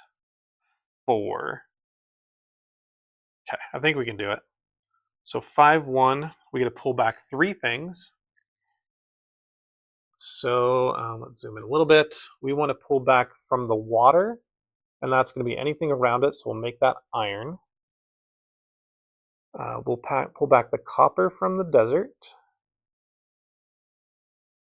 And then we've got either papyrus or clay. I think I'm going to pull back the clay. Okay. So there's after all my pullbacks. Discard these dice. For the bot, he is going to reset. And back to us. Okay, we've got our 6. We'll make this a 4. And we get to build 2 things. We'll build 2 statues. Now I'm in the water, so technically I'm still touching both of these. So I will go ahead and build the second statue here for a copper. Second statue. Zoom in. Here we go. There we go. For the copper. And then I will build with my clay one up here. Both of those were adjacent to this dude. So I had to do that before I left the area, which was good. And so for building 2 statues, I'm getting points, but I'm also getting 2 bumps on any track that I want. So the first one will be on the green track, just so we get this flip. And then the second one we should probably do on the yellow track, or the blue. Oh, blue. Let's do on blue track, because we're trying to get the build the free statue from the weather. Oh, and we got to build that house. Oh, we got to get, which is wood. Maybe we should pull back wood. Okay, I'm gonna, since I wasn't thinking, I'm gonna put this copper back. Oh, I don't have wood. Let's see. This was on the boat, and so this is next to wood. I'm gonna bring that back. Oh, I have wood. What am I thinking? Zoom in. Look, there's wood right here. Whatever. Leave that as iron. I'm not changing anything. We were good. We're covered. But anyway, I want to build this, which is a 6-4, which is the building, which is what we just did. Whatever. Okay, we went up on 2 tracks. The only thing we still have left to do is flip over one of our green tiles. So we've got the mutation, procreation, hunting, activities, or researching. Hunting gives us nothing really better. Procreation could be good. That one's kind of weak. Yeah, let's flip over procreation. Okay, bot. is going this, next eras times 2. So next era is the diamond thing. I can never remember the name of. Prosperity, yeah. And so it's going 2 on that track. Okay. Back to us. I've just got a 2 and a 3 left, which is do the activity, which would be great if we actually had that activity card down, which we don't. This is go up on any track. We could flip blue. We have money. Now let's do it. Okay. 3-2, we're going to trigger just the base activity. So we're going to pay him money, go up on any track. And this might be overkill on the blue track, but it's a point and we get to flip something and kind of guarantees us the weather event. So let's do that. And for our flip on the blue, we'll flip over buildings. So now we can build, actually it's level 3, so we just take this tile out. So now we can build 2 of anything. They don't have to be the same thing. Or when we play blue cards, we can ignore one of the costs. You can never ignore all the costs. You have to pay something. Or we could play 2 blue cards at the same time. Okay. So that's our turn. Go to the bot. Oh, we're running quickly into a reset here. But the bot is going to look like it's going to migrate or procreate. It's going to procreate. Where does it want to procreate here? It's got empty spaces in everywhere except the desert, so it's mountain or forest. It will roll. That is going to be forest. So it's going to procreate here. No points. That's good. And it's done. Cool. Okay. For us, we need to reset because all we've got left is a 6. So we'll pull that one down and move this. One more reset will trigger it, and it's getting pretty close. Roll all our dice again. And oh, we got like a run here. 1, 2. Oh, nope. No 5s. But it's okay. We did get a 4. We needed a 4. That was good. And then this will become. I still need to sustenance hunt. We've got the 4-2 we need for that. Then we don't have the 4. Oh, I need it as an idea. It must be an idea. Okay. Bot, what are you doing? It is doing up on the orange track. Whoop. And back to us. All right, let's get the hunting out of the way. So 4-2. We're going to do the sustenance, which is the hunt. And the tannery says whenever we hunt, we get 2 victory points. And we get a money. And then we are going to put a hunting token out in the water. Good thing I remembered this before migrating that guy. And then we're going to roll our pink dice. We have 2 of them. And we're going to consult the blue track up there to see how much food we get. Now, we'd love to roll a 4, of course. Rolled. Hey, we rolled a 4. Oh, amazing. Okay, that is worth 5 food, which is great. So let's come back to my player area and fill in 5 food. Now, for every column that we have of food and every column we have of money, we get a prosperity, which is scoring in round 3. So having extra food and money is just giving us 3 points if we don't spend it. Okay. That was our hunting. So let's go to the bot. Might reset here. It does. Okay, it triggers that reset. Now it was the first player, so we're okay. Move this down and bump all these tokens. But yeah, so the next time it takes a turn, we'll trigger the end of the round. So we have 2 turns. And we've got a bunch of dice, so we should be okay. Now we need to think about the scoring, which is pays us for doubles. I could get another vision. Unfortunately, there's no attribute chip that needs vision. Oh, I need to do my desert achievement. My desert goal has to be one of these. I need so many 4s, and I never roll 4s. It's so bad. So let's do. What do I want to use? I think we have to do these 2. Oh, we could play our card. Didn't our card let us? No, we don't have that card. We already played that card. Want to get this card out? Oh, the weather thing. Yeah, the weather thing.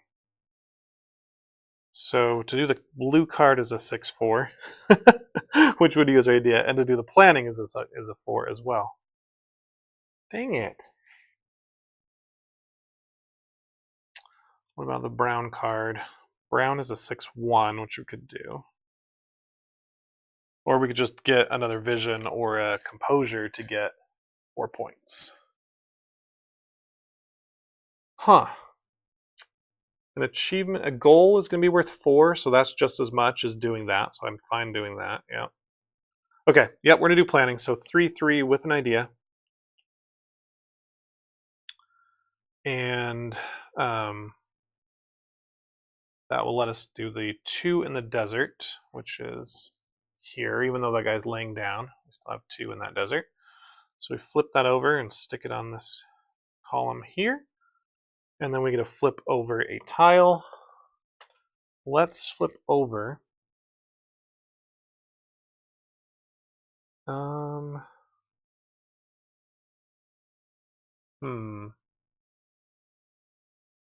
Let's just go level 3 procreate.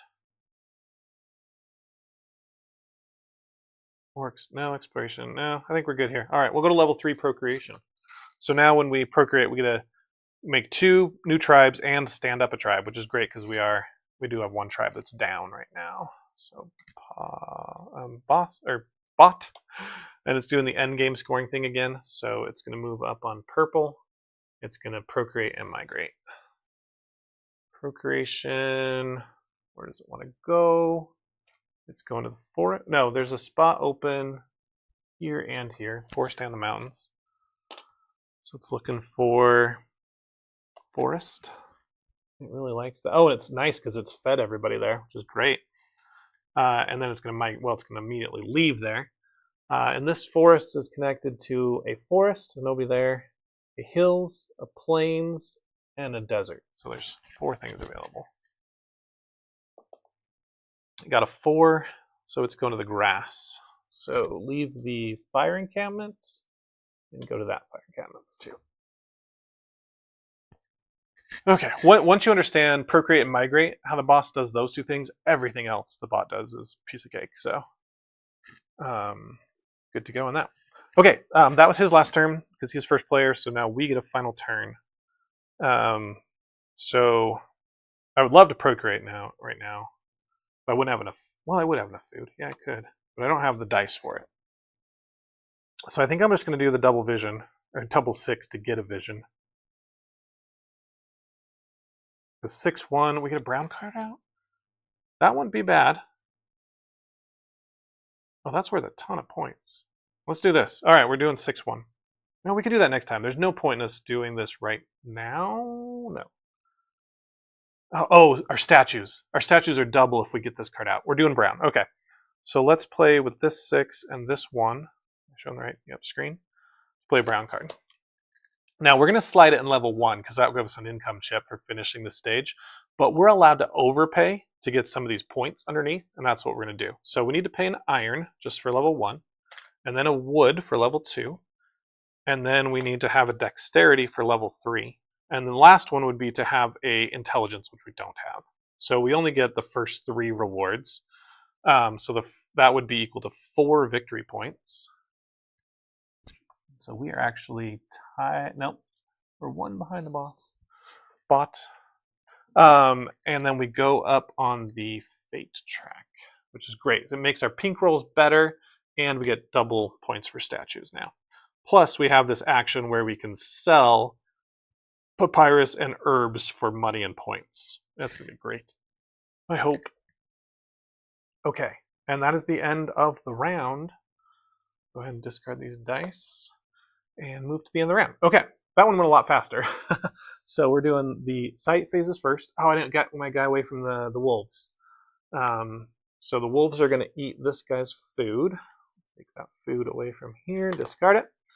Okay, then there's no glaciers on the board, and there's the 2 mystic oaks. I'm only next to this one. Yes, for 2 points.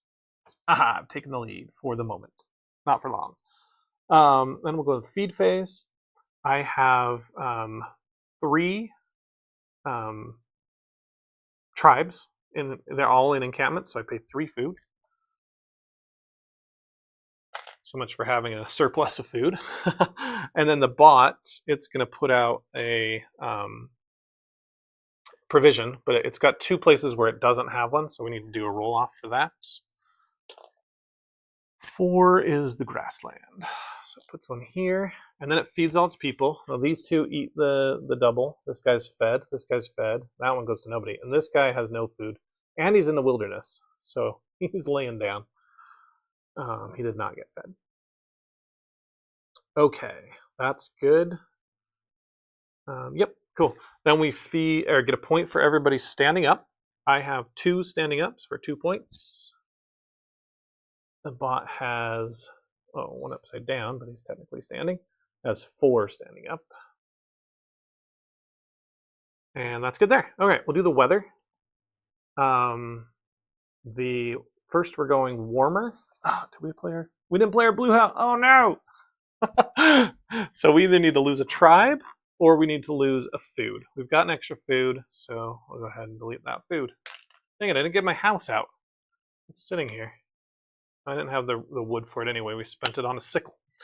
Okay, so it got hot, and then now we'll do the actual event. Whoever is leading on the blue track either gets all the resources for a settlement, or may build a statue on any building ground for free without restrictions. All right, so we're going to do that. We'll just take a thing, and it says without restrictions. And for me, that means you can build it if you're not adjacent to it. There's also the restriction of you can only build 2 statues, right? Can I ignore that? I assume I can. So I'm going to put one there on the island, since that ignores the restrictions. Cool. And we do get to go up on a track for that. No track is going to help us get any reward right now. So let's just go up on the one that gives us points, which is the yellow track. Okay, that was the weather and the weather event. So we'll now score the round. And he's going to kill me again. So if we look, it's for features. The bot has 9 features at 4 points each, will be 36 points. It's at 37, so that's going to be 73 points total. I have a big old 3 features times 4 is 12 points. That's at 48. Oh goodness. It's got a 25-point lead on me. Okay. So it's going to keep first player, obviously, and we'll go into the income phase. Now I have 2 income chips right now. Oh, I should have got a 3rd income chip because I flipped this. All right, let's go back and do that. I don't think anything changed. Oh, I can grab the purple. Yeah, I think I want to do that. All right, I'm going to take this one. Oops. I'm going to take this one here that lets you research because we want this purple card and it's about to go away. And again, this is wild. I can install it anywhere. We don't want to install it purple. We want to put a blue card here. We might want orange, so let's put it under brown. And I immediately trigger this. So I'll roll my pink dice. Remember, I need 1s or 2s. Okay, I did not get it. That sucks. And you can't then fail and get the point instead. So, oh well. But that was the one when I immediately got it, I triggered it. Well, now we are in the actual income phase. So that's going to happen again. Hopefully I can roll better. So first income is going to be take an achievement, and we actually need to refill the goals. There's 1 missing. It's 2 though. I will immediately take that one for sure.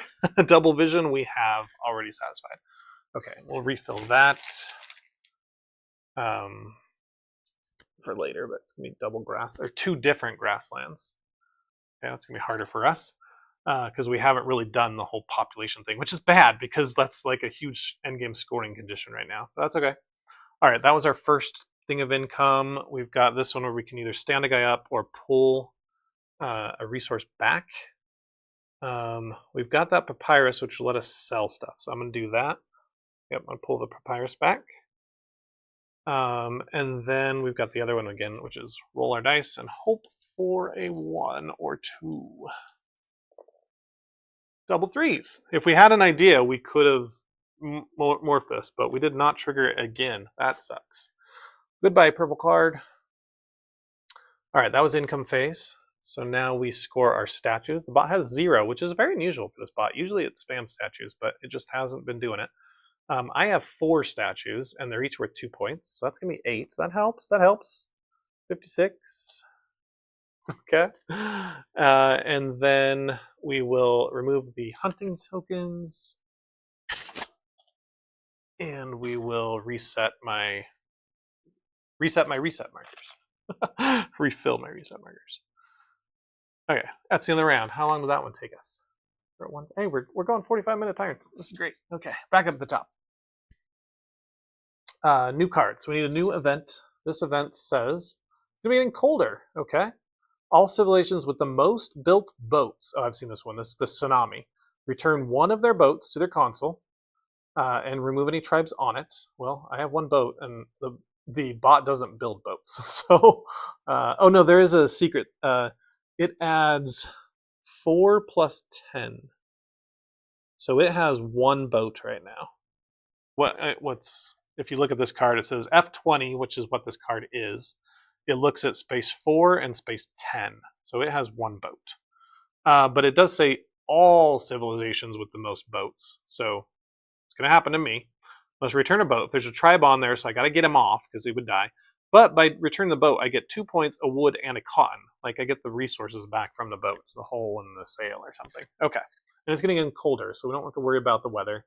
So this house maybe, residence maybe not as important.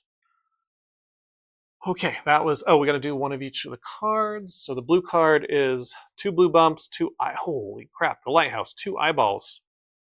Too bad there's no attribute for having eyeballs. Vision.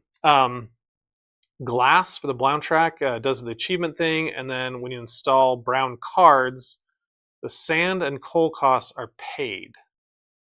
Okay, so it just pays for your sand and coal on any brown card you get. Okay. Green, color change. Whenever you gain 2 or more steps on the same track, you may advance one of these steps on any track. I don't like that one. It's like go up on 2, but put 1. It's like not giving you an extra bump. Okay, I hate that card, unless I don't understand it. That's fine. Orange and purple. Oh, that's a really good card. It's even better than the one we were trying to get. I mean, we don't have it satisfied because it needs 3 mouths. But if we go up to level 3 achievement, we could skip the mouths and just pay the composure. Yeah, okay. And then the orange card is whenever you gain a mutation, you get a point. Would have been good before round 2. Okay. This is going. Okay, that was new cards. So we'll do new goals. Bot will roll. I need a new income chip while we're over here. Go up on orange track. That's pretty cool. All right, it rolled a 4, so it's going to take the salt one out of the game. And then for me, none of those are looking great. The gold, remind me where the gold is. Is it over here? No, it's here. Oh, this should already be flipped over. Yeah, that doesn't matter. But yeah, the gold is kind of in reach, not really. Double grasslands. I just don't see that happening. Although this might come here to get some more papyrus. And I'm not planning to go on the purple track. So I might just pass. No, let's get the gold. Well, if I get the gold, I'm going to have a guy there anyway. Or do the extra fine? I don't know. Yeah, I'll take the gold one. It's fine. We might not achieve it the whole game, but we're trying. All right, 2 separate mountains or 2 yellow cards tucked. We have 1 yellow card tucked. The yellow card was not good for us, so not going to go for that one. 2 separate mountains, not going to go for that one. So I hate all of them. That's okay. We only need 1 more for the rest of the game, really. That was new goals, so I'll do bonus find here, and I'm only in the desert. So salt, copper, sand doesn't really help us at all. Wow, okay. I'll just take some sand for some prosperity, because prosperity is the goal right now. And by having a link here between the copper and sand, you get 2 prosperity there.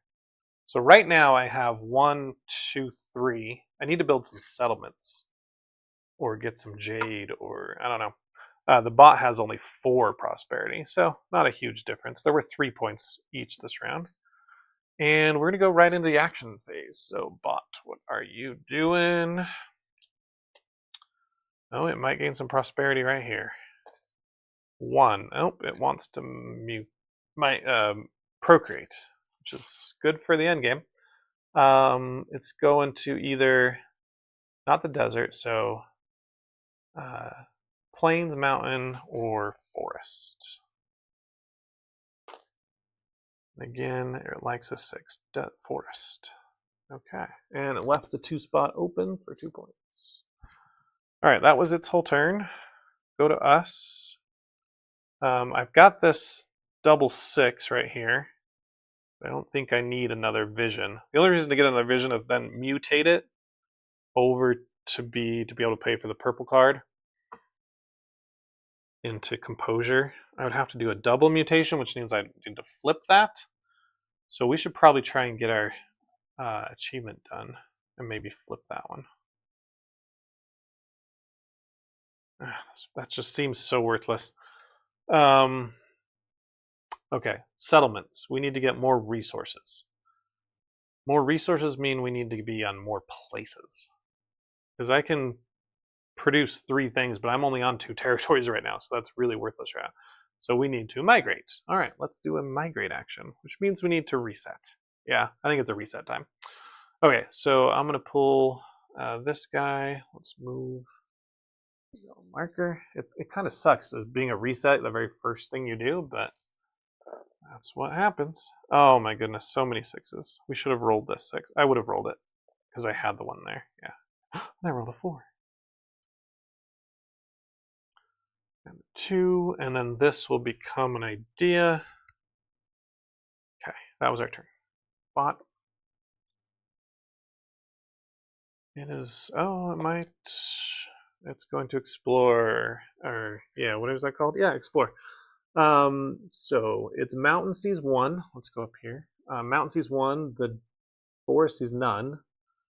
This plain sees 2, and this desert sees 1, 2. Okay, so we have a tiebreaker. 5. Let's go in desert. This could affect me. What is it? We've got a glacier. Oh no.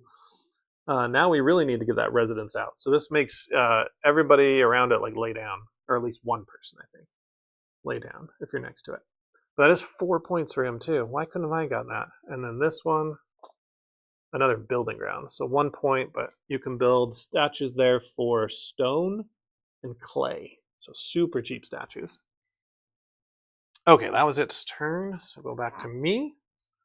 So we can do building. We've got the 6/4 for that, or to play a blue card.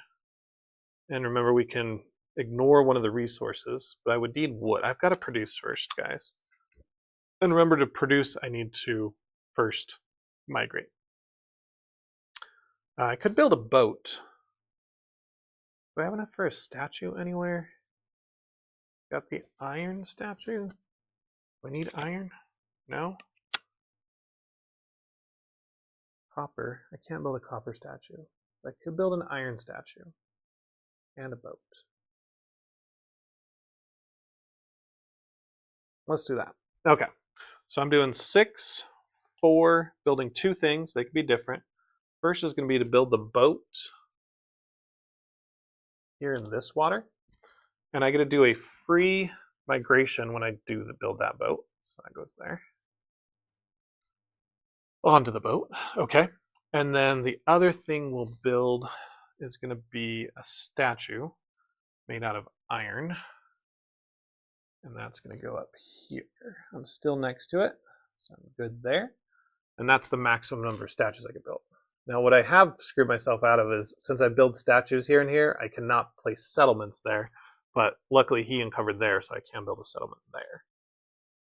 And because now I have 2 boats, I'm the only one that's going to have this bad tsunami happen.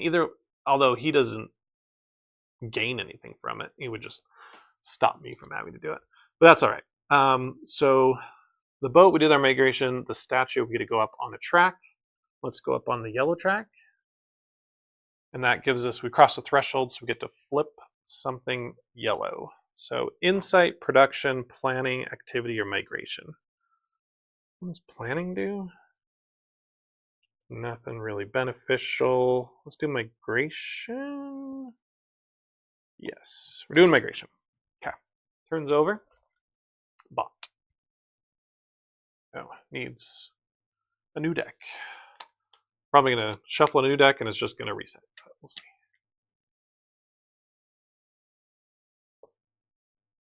Nope, no resetting yet.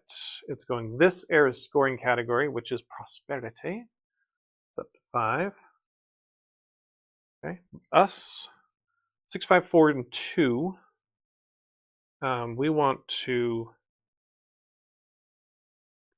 No, we don't want to produce yet. Oh, I need to do one more migration to get the guy off the boat. Yes, okay.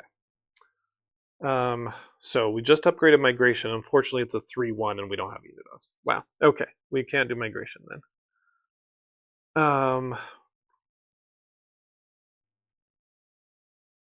Can we do planning? We could do planning.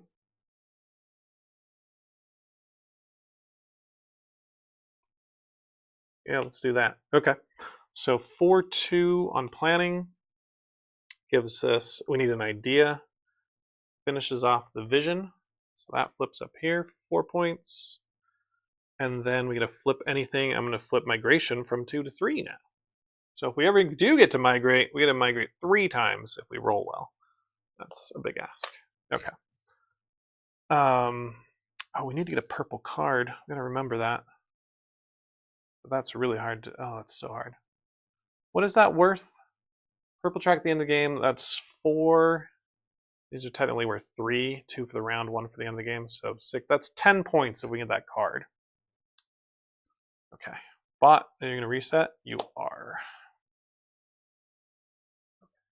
Still got a lot of stuff left in the round. And we got 5s and 6s only, with no ideas. So we're doing achievements, which is either play a purple card. We have no purple cards. You know what I wish the level 3 achievement was it would be play a card from the display. A lot of those, like Arc Nova, you know, when you get a better action, it lets you not have to have a hand anymore. You could just, that would be a great one. Rather than double play cards. I never do double play cards. I think that'd be much better. Okay, so with 6 5s, I think we're just getting dice then, which is fine. So I'll take an extra pink die and roll this white die. Oh, that means, yeah, I can still reset. And we got a 2. So a 5-2 or a 6-2. Procreate or mutate. Procreate wouldn't be bad. Oh, yeah, we might do that. Okay, to the bot. That's the bat. Roll the dice. It's going up on the orange track. Sometimes it just knows. It just knows what it needs to do. Gain some points. Okay, so we're doing 5-2 procreate. And we get 2 procreates. So let's get those 2 tribes ready to put out. And we also get to roll to stand somebody up. So if I get a 1 or a 2 on these 3 dice, I stand that guy up. And I did, just barely. Okay. Out to the map, we stand this guy up. And we're going to procreate here for 2 points. And here, just on the boat. Okay, that's fine. We got some extra people, means we're going to need some food. So we're going to want to either build some farms or hunt in the water, which fish technically, I guess. Okay, bot. Just keep moving the game along. It's going up tracks again. It is going up the brown track. Sucks to be you. You don't need the brown track. Okay, Oops, I didn't show that it went up the brown track, but it did. Okay, we need to reset. Roll all of our dice. We still got this little 6 hanging out here. We don't want to forget that. But... oh my gosh. What is this? Roll. 1, 2, another 1, another 2, another 2, a 3 and a 3, and another 4. Wow. Okay. Well, we've got a lot of doubles if we wanted to go for attributes. Whatever. Did we get this points and money when we hunted? Or maybe, yeah, we only hunted once. Okay, we did. And did we ever migrate through a developed territory? I don't think so. Okay. Sometimes I forget to do these sometimes. That's okay. We got to remember we can sell this papyrus for 3 money and 4 points. We've got to do that at some point. Yeah, that was our reset. I need to put this somewhere. It'll be an idea. Okay, bought. Next era's scoring category, which happens to be the orange track. So two on that. Yeah, it's getting up there.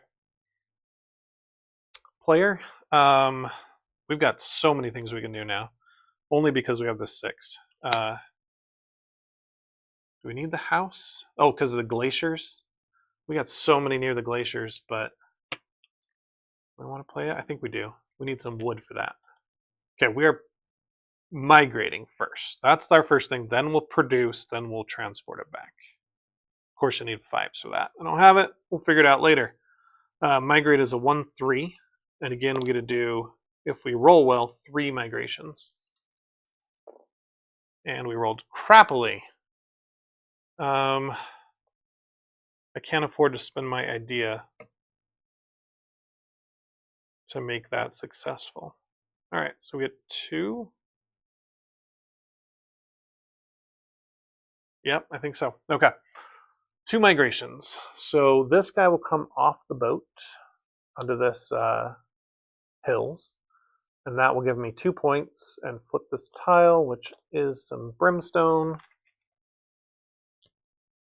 And when you're migrating, if they migrate like 2 spaces, they only need to flip and get a resource where they stop. So once he's stopped in the encampment and done stuff, he can't move again. Thinking of my achievement, I need 2 people in the same hills. Oh, I would have done that differently then, because I would have migrated both of this hills and then gotten a ton of points for navigation. Okay, since I already knew what this was, if I had discovered this and had changed information, but I already knew this was brimstone, so there's no harm in backing that turn out. So my 2 migrations are actually going to be from this desert into this one for 2 points. Those are the same 2 points I just got for here, just switched. And then off of this boat onto there as well for no points. However, both of those now have migrated into a developed territory, triggering navigation for 6 points. Yeah, when you got cards, you got to use them. All right, so that satisfies my hills goal, and I get a bunch of points for navigation, and we can produce some stuff. I don't know. It's funny, sometimes you have a clear goal of what you want to do, and other things come in the way, and then you realize you didn't accomplish what you needed to, and whatever. Okay, back to the bot. It's probably going to reset. Yes.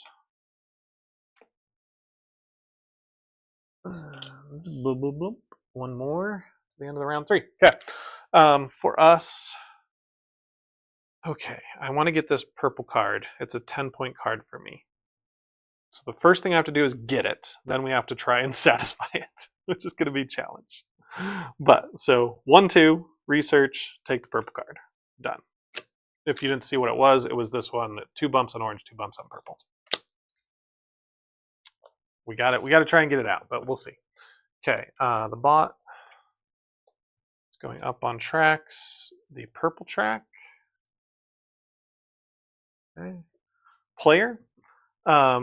So for this purple card, we're going to try and flip achievement so that we can ignore the mouths. So we're going to play it in level 2, so we need 2 composures. Now I could either, I want to flip mutation as well. If I'm going to do a mutation to move 2 things into composure, I don't care if they're in the wrong spot.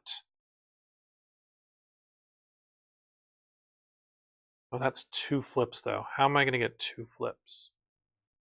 I would need to go up on a track twice. That's going to be a challenge. Do 2 achievements. I'm only going to flip once. So, okay, so I do have to do this. A 2-3 with an idea. Oh no, then I don't have, then I can't do planning. All right, yep, so it is just going to be a 2-2 to make an intelligence. And we'll have to figure out how we're going to do the double mutation. Okay, that was step 1 in our grand plan. I probably should be focusing on getting prosperity, because right now I've got 3. Oh yeah, I needed to grab some wood. That was the whole point of all that. Wow, okay. I majorly effed up there. Okay, whatever. Back to the bot. Wow, it almost reset again. Look at that. 4 blues and 3 reds already. 6. Let's go up on green. It's up on a lot of tracks. Okay, my turn. 4-3 planning. I have 2 in the same hills. Let's just verify that. There they are. Flip that over. Now that was worth 0 points unless we can fill in all of our level 2. Might be hard. And now what do we want to flip? Mutation or achievement? Both of those are going to be required to get this card out, because I have to ignore the top one. Yeah. All right, let's flip.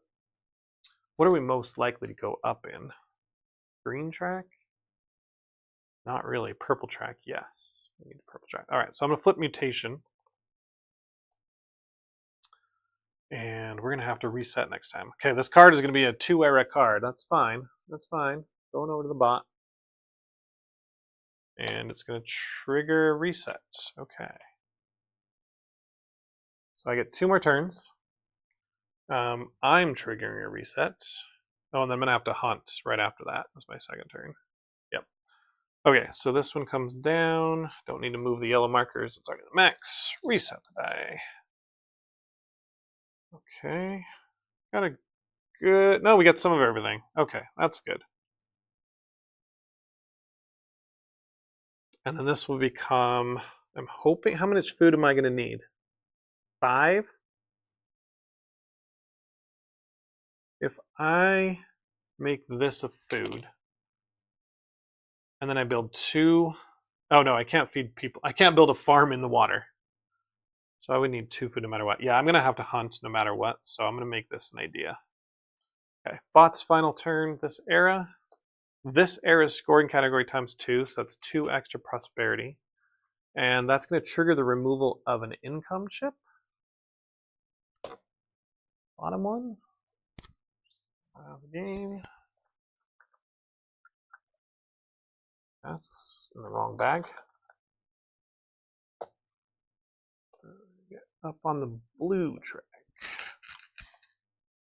Okay, it's finished its round. It goes to me just to finish my round. And I need to sustenance. It's a 4-2. And yeah, so I'm going to hunt in the water. Let's put a hunting chip here. In this water here. Let's roll my pink dice. I need 4s. I got a 4. All right, 5 food.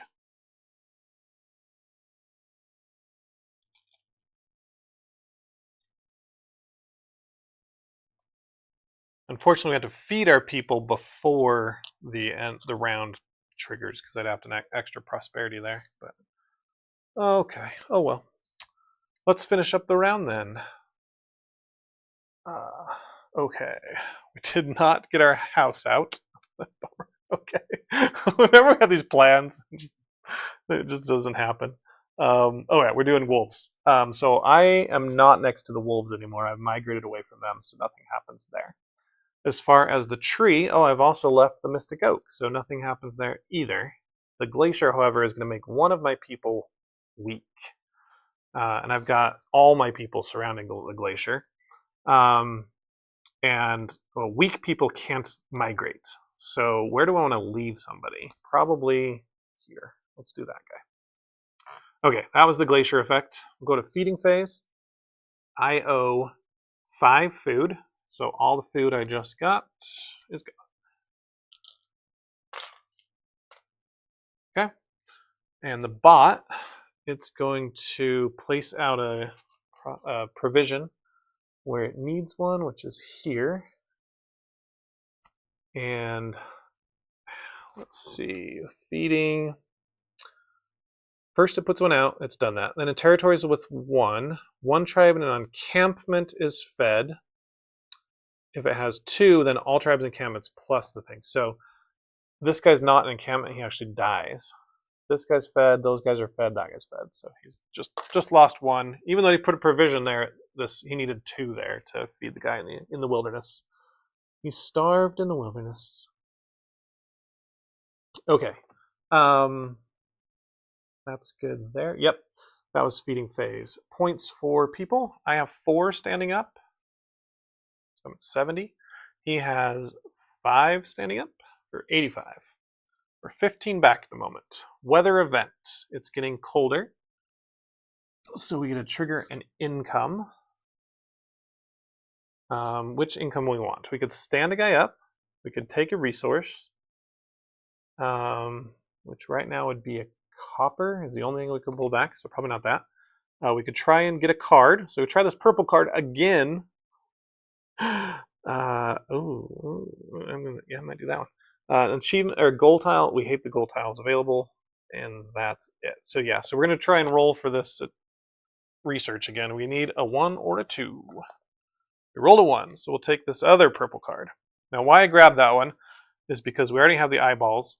Papyrus we have, and it doesn't cost anything else. So we can put this at level 3 and it'll be fine. So we might be able to play both these purple cards. Oh no, you can't. Because when you play 2 cards, you can't do the discount. So it's all right. It'll just take us 2 actions to get them both out. It might happen, it might not. Okay, that was our cheeky little weather income that we got.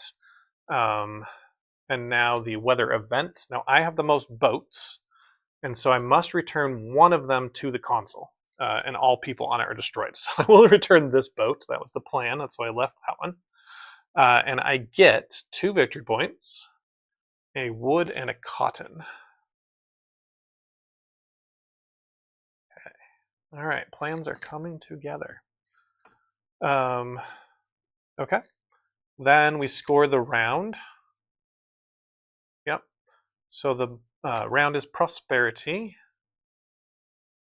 The bot has 7. 7 times 3 is 21. So that's going to put it at 106. That's got these little 100 chips it can take. And then I have, as far as prosperity, I've got 1 in the money and 2 in the yellow. So that's 3 total. 3 times 3 is 9. Okay. I definitely do not play this game as well when I'm filming it. It's like I keep getting distracted. Okay, that was scoring again. It's going to keep first player because it scored the best. We do all of our income again. So I can pull back a copper or stand up a guy. I'm going to go ahead and stand up a guy here. The glacier is just going to knock him down again, but whatever. I get knocked down, I get up again. This one, do I want any of the cards? Yellow's just points. Brown, blue track. Ooh, this one's nice. This one's really nice. Okay, so I'm going to roll for it and try and get this blue card. And I did not achieve it. I do have an extra idea. Is it worth it? It's worth it. All right. Spending an idea to make that a 2. Take this blue card. Again, we have to put it at level 2, so it's going to take a stone. Do I think I'm going to be able to get this? Like, let's be realistic. It's an amazing card for the 2 eyeballs. But okay, there's no way I'm going to get it. It's fine. I'm going to keep my idea, and instead of rolling for a thing, just gain a point. It's fine. Just gain a point. Okay. And then I'm going to take a goal tile or a point. Yeah, it's a goal. It's a point. There's no gold tiles worth getting right now. Okay, that was income. Then we score our statues. I have 5 statues, 2 points apiece. 10. That's the only thing keeping me in the game right there is those statues.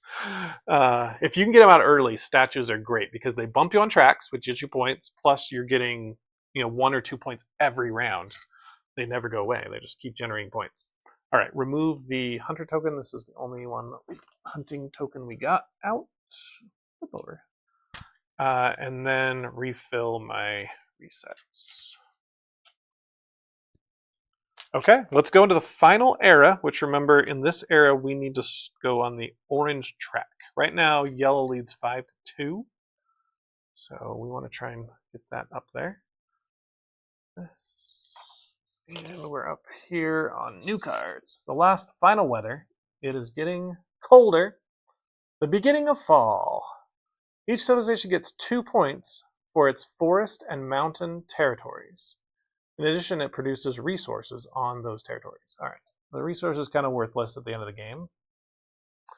But if we can, okay, so let's go over the goals. We want to go up in the orange track because that's 2 points. Well, it's technically 3 points apiece. We'd like to do maybe purple track as well. We want to get a ton of people because they're 3 points each, and we want those people to spread out because then it's 3 points per territory. And then if combined with that, if we can, when we're spreading them out, put them in the forests and mountains, they're worth even more points. So we've got a lot to do. It involves playing our purple cards and procreating and spreading, and we're going to have to hunt as well just to feed everybody. So hopefully we can get that all done. We are going to, we got new card. Oh, we got all the new cards here. So blue card is brown track, yellow track. Probably not going to do that one. Plow gives me 2 events, and I can transport from grasslands. The green card, add a resource. It just doubles a resource, and you go on the pink track. Do an achievement, and all of your statues are worth an additional point. Yes, please, but not going to happen. Flip activity, and you move the weather. Also move the weather indicator 1 step. So you get to change the weather. That's fine. That's I've never seen that one. You're just like, nope, it's not getting hotter. It's getting colder. Screw somebody up. Anyway. Okay, that was new cards. We'll do new goals. Bot, which one do you want? Number 5. He doesn't want any of them. I probably don't want it. Well, I want to get to mountains, right? We want to spread into the mountains if possible. Probably not going to happen, but let's take the 2 mountains since I got a spot. Okay, so then we need to refresh those. It's pay a jade. Okay. That was new goals. Extra find. I am sucking on these extra finds, but I am currently in the hills and the desert. So I can take a brimstone, a clay, a cotton, a sand, a salt, or a copper. Don't really need any of that.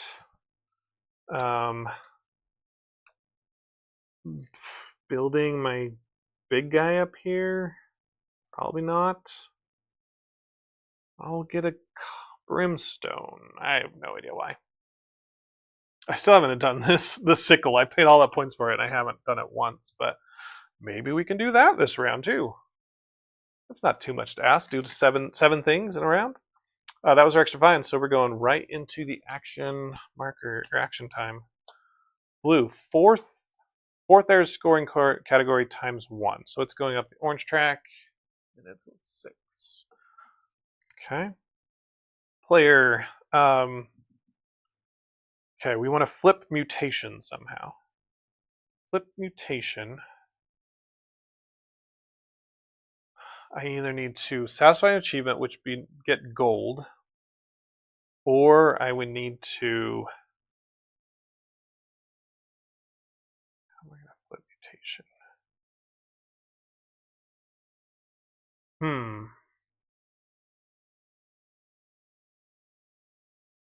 Go up on the green or blue? No, just the green track. I've already done the green track bumps. Okay. No, mutations I flipped. It's not mutation. I want to flip achievement. Just go up on the purple track. Go up on the purple track. It's a chicken and the egg situation. I need to flip achievement before I do that. Okay. So go up on the purple track. I need to build 2 statues. So I'm going to go back in time a little bit when I was doing the free find, and I'm instead getting clay instead of the brimstone.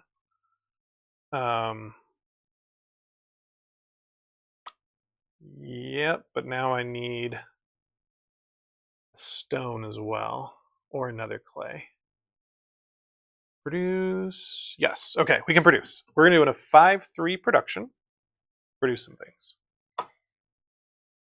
So go to them. I get to produce, since it's not flipped, I produce 3 things, or it's flipped level 2. I produce 3 things and bring 1 thing back. So get 3 resources here. I'm going to produce a clay. I'm going to produce, that's pretty much all I can produce, a clay and a copper, whatever. Can you double up like that? I can't remember. Can you just dump them all in one thing? Or does it pick like 3 different places? Let's find it. Production. In the same or different territories. Okay, cool. Then that was legit, and I get to pull 1 back, so I'll pull back a clay. Bot's turn. Last card. It's gone through its deck 3 times, if anyone's counting. And it wants to procreate. Let's get those people out for all those points. Where does it want to procreate? The forest is now full, so it's got a choice of the mountain or the grasslands. 3 is the mountains. Okay, and then it's going to put out a extra provision, and it puts it where it has the most people. So the mountains are now fed by his own little type farm thing. Okay, I don't know why they just don't like have you put out the bots players' farms. Like, why put 2 provisions out? But there must be a reason. There must be a card that triggers off farms, and they don't want you confused. I don't know. Okay, that was the bot's turn, so it's my turn. I now have 2 clay, so I'm going to do a build. Oh, shoot. Oh, 4.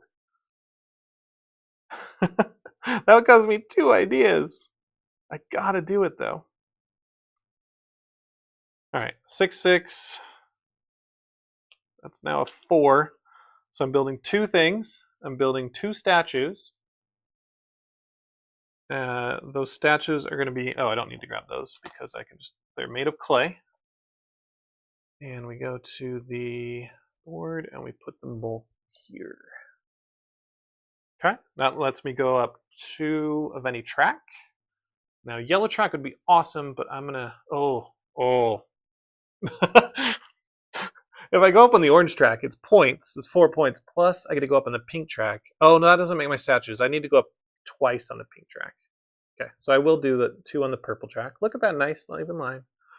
So now I can flip any purple action, and that will be the achievement. We'll go to level 3. So I've now got 1, 2, 3, 4 things at level 3. That's pretty nice. It would be good if you got points for all that, but no. Oh, I'm not going to unlock this. Putting these 3 cards in here is worth 14 points in addition to the 9 for putting them there. The best thing to put there is income chips because they're wild by playing settlements, but I just blocked off. I can't play a settlement. Okay, whatever. It's what we're doing. Bot is not resetting yet. It's going to shuffle.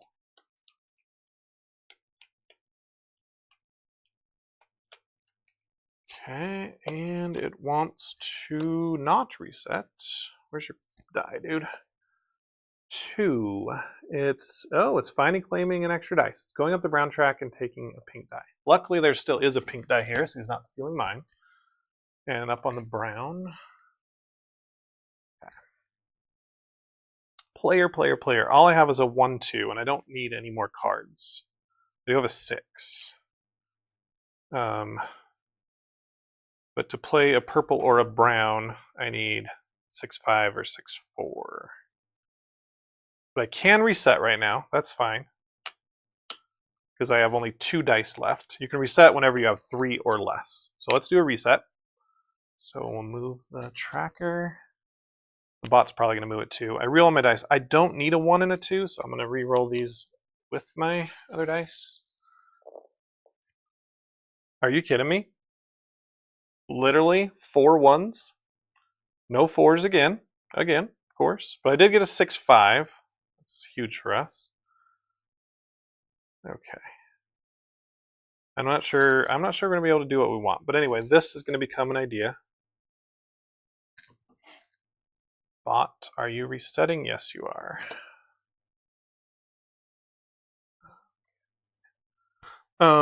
So let's get our purple card out. We're doing this one. Yes, okay. So to get this purple card out, oh, that's the one we want to do at level 3. We want to do this one at level 2. Okay, so for this one at level 2, I can ignore the mouth, but I need 2 of these composure. And my mutation lets me move 2 things. Oh yeah, the whole point of doing all this. So 6/2 lets me mutate 2 things. And so that's going to be my dexterity and my intelligence are going to combine into composure. Okay. Done. Okay. Bot. This era's scoring category ×1. That's on orange track. He's getting close to some extra points. Can't let him have that. All right, so now we play this purple card, 6/5, and we're going to play this one. So because we have it level 3, we ignore one of the requirements. We're playing at level 2, so we do have to pay the level 2 requirement, which is 2 composure. We have that. So that is satisfied. We go up 2 up on the orange, 2 on the purple. So 2 orange, 2 purple. Beautiful. 10 points. And then we get to go up on the fate track or take our income. I will go up on the fate track twice because now all my statues are worth E. Okay. Then we tuck this. And we are really close to getting these done. Look at the attribute chips real quick. We could maybe get one by the end of the game. The ambitious. I didn't really show you that, but it's 4 of the composure. We could move both our vision into composure. It would just be a super composed civilization at the end, but whatever. Okay. Bot's turn. These ones are going to kill me.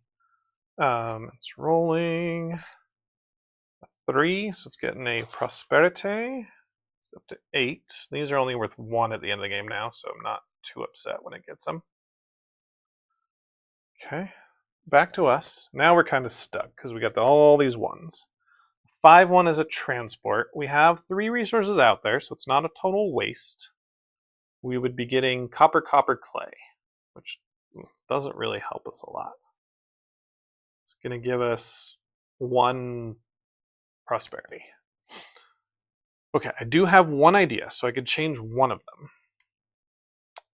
into a 6/5. We're doing that. Okay. Yep. So this 5 and this 1, the 1 can wrap around to be a 6, and we play another purple card. Oh, no, I ignore one thing. Okay. So I play the residence. The residence is going to cost me a wood and a peat. I get to ignore one thing, so I'll ignore the peat and spend the wood. And so I tuck that here. And all that is going to do is try and help me finish this row. I need 1 more income chip. How am I going to get that? The only way to really get them is to build settlements. And I build statues. Oh, dang it. Okay, fine, whatever. What's the bot doing? He's running slow. That gives us more turns. That's fine. A 4. So he wants to explore, and he's also going to go up on the fate tracks. Let's take care of that right now. Oh, all your 0 statues, dude, are worth 3. Okay. I've got 7 statues. That's 21 points. Where is the best place for it to explore? Its mountain touches 1. Its forest touches 0. And its plains touches 2. So it's going to do the plains. It found another glacier for 4 points. And it found a mystic oak for 1 point. Okay, not bad. Not bad. It does mean we wanted to get to this mountain. It's going to be worth 2 points for being next to Mystic. No, 1 point for Mystic Oak, but then it's going to lay down the guy, making 1 point. So now this mountain is kind of worthless to go after. Although it is 2 points at the end of the game. I forgot about that. Don't forget about that. Get into the forest and the mountains if we can. Okay, what do we do? What do we do? Let's look at our board. We've got 3 ones. We could sleep and just get a focus. We could, or get 2 ideas. Or we could just reset right now. I think we just reset right now. I think that's the best, because then I get an extra idea. Move the marker up. Reset. I'm going to roll all the ones. I don't know how to finish this. This is so many points. Finish that. Oh. Okay, we did pretty well with our rolls, at least getting a variety. Who knows if these are what we need. Make that an idea. Now we've got lots of stuff. Okay. Or should I make that a food? No, we can't. That was my reset, so it's the bot's turn. It is not resetting. It's only got 3 blue. It is going up on the purple track. Oh, and taking one of my pink dice. You're so mean. Purple track? Yes. Okay. All right. What are we playing? We can play this purple card. It's worth 6 points. Oh, wait. I totally screwed up on this. Oh, yeah, okay. The blue card, we have the blue at level 3, so we're good. We can ignore that. Sometimes the blue and the purple look very similar. I don't know why they put them right next to each other. That's probably a bad design choice. We could get this card out. It's worth 4 for playing the card, and then that's 10. So this is a 10-point card, and then it's 1 point. So it's actually a 13-point card. I think we have to get this card out. Yeah. All right, so 6-5. Okay. Can I have migrations? I have procreations. Okay, I think that's going to be our last kind of things we do. So we're playing this here. Again, we have the 2 eyeballs. We're ignoring the papyrus cost, even though we have it. We might need it for this sickle. We get a bump 2 on orange. Puts us at 6. Lets us flip an orange thing. Insight, production, planning, activity. Let's do activity. Oh, it would be nice if we get to level 3 because we could spam this, but and that'll be good. Activity's good. Okay. Flipping activity and tucking this card.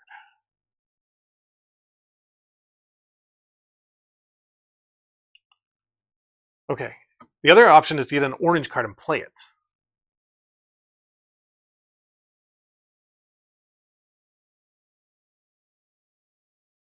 Oh. Why didn't I even think about that? We have the eyeballs. We just have to do... We might not have enough turn time. Might not have enough time. We'll see. It's an option. Okay, bot. I think he's resetting. He is. So 1 more reset will trigger the end of the game. Okay, how do I get this? I research with 1-2. Gives me the orange card. Then I have to somehow get a brain. There's either a 2-2 or a 6-2, both of which I don't have, but I could get with a 5-3. And then we need to play the orange card with a 6-3. So I'd have to reset and then hope. So I could do that to get this orange card out, but it's going to take all the remainder of my turns. which means I'm not going to get the 3 points for spreading out, which is probably like 6 points. I have to feed too. Maybe we should do sustenance.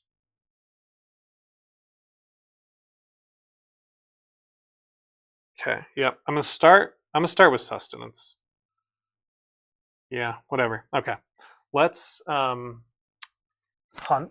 in the water. And I only have 2 dice now. Oh, this is not good. A 3. So I only get 4 food, not 5.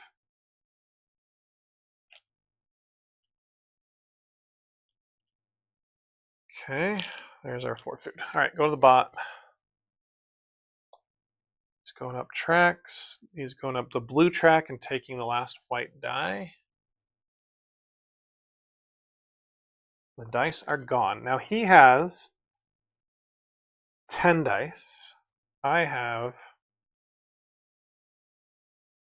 these 2, 4, 5, 6, 7, 8, 9, 10. So yeah, so if you're tied, you can take. So both of us still can take from the other player, but I don't think that's worth a turn. Okay. So he took white dice, went up blue, so it's my turn. Okay, we got the food mostly covered. It's at least enough for now. I think I get more points with this orange card. So let's do a 1-3 idea to get this orange card. Do I just draw 2 and hope? No, I can't. I got to do the one I know. The one I know I can get done by the end of the game. Okay, taking meteorology. But oh, it almost reset right there. That would have been so bad for us. 2 is green track and a provision. Oh, where does it want a provision? It's got, oh, it's going to be this one here. It's the only place it can put one. Okay. Back to me. Now he's going to reset next time. So I've got this turn. I've got 3 turns left. 5-4. I could purchase something. I could produce something. What I really need to get is a brain. I think the best way to do that is to reset my dice and hopefully I draw 2s or a 6-2. Either way will get me there. But then I've also got to get a 6-3 to play this. So I need 2 2s, a 6, and a 3. We can do that, right? We can do that, right? Come on. All right, resetting. Am I 4th reset this round? Holy crap. Anyway, I flew through my stuff. Did I not refill? Okay, there might be an asterisk there because I don't know how I'm resetting for the 4th time, but all right, so I'm triggering. Oh, crap. It means I only have 2 turns. Oh, I can't do that. Oh, no. If I reset, I would only get 1 more turn, and that's not enough to get this resource and play it. Oh, no. I did not think that through.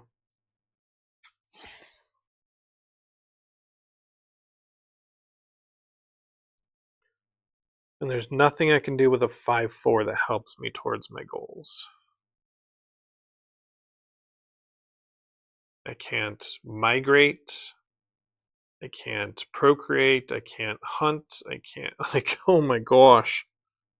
That was so bad.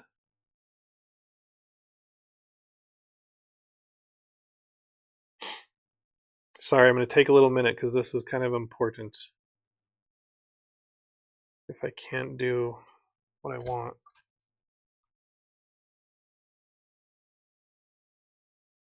6-4. I mean, build 2 things? I can build 2 farms? Man. 3-5 is produced. Doesn't help me. All right, I'm only going to get 2 things left. And yeah, I have to reset here and just see what I get. So, yeah. Let's make this a food so we have the 5 food we need. Oh, are you kidding me? Look at these rolls. 4 3s. I have 1 idea. All right, I have 1 turn left. Okay, so if you see this thing is the end, and now he's the first player, And whenever the first player takes a turn with that at the end, that's the last turn. So, and he's just going to reset, so that's easy.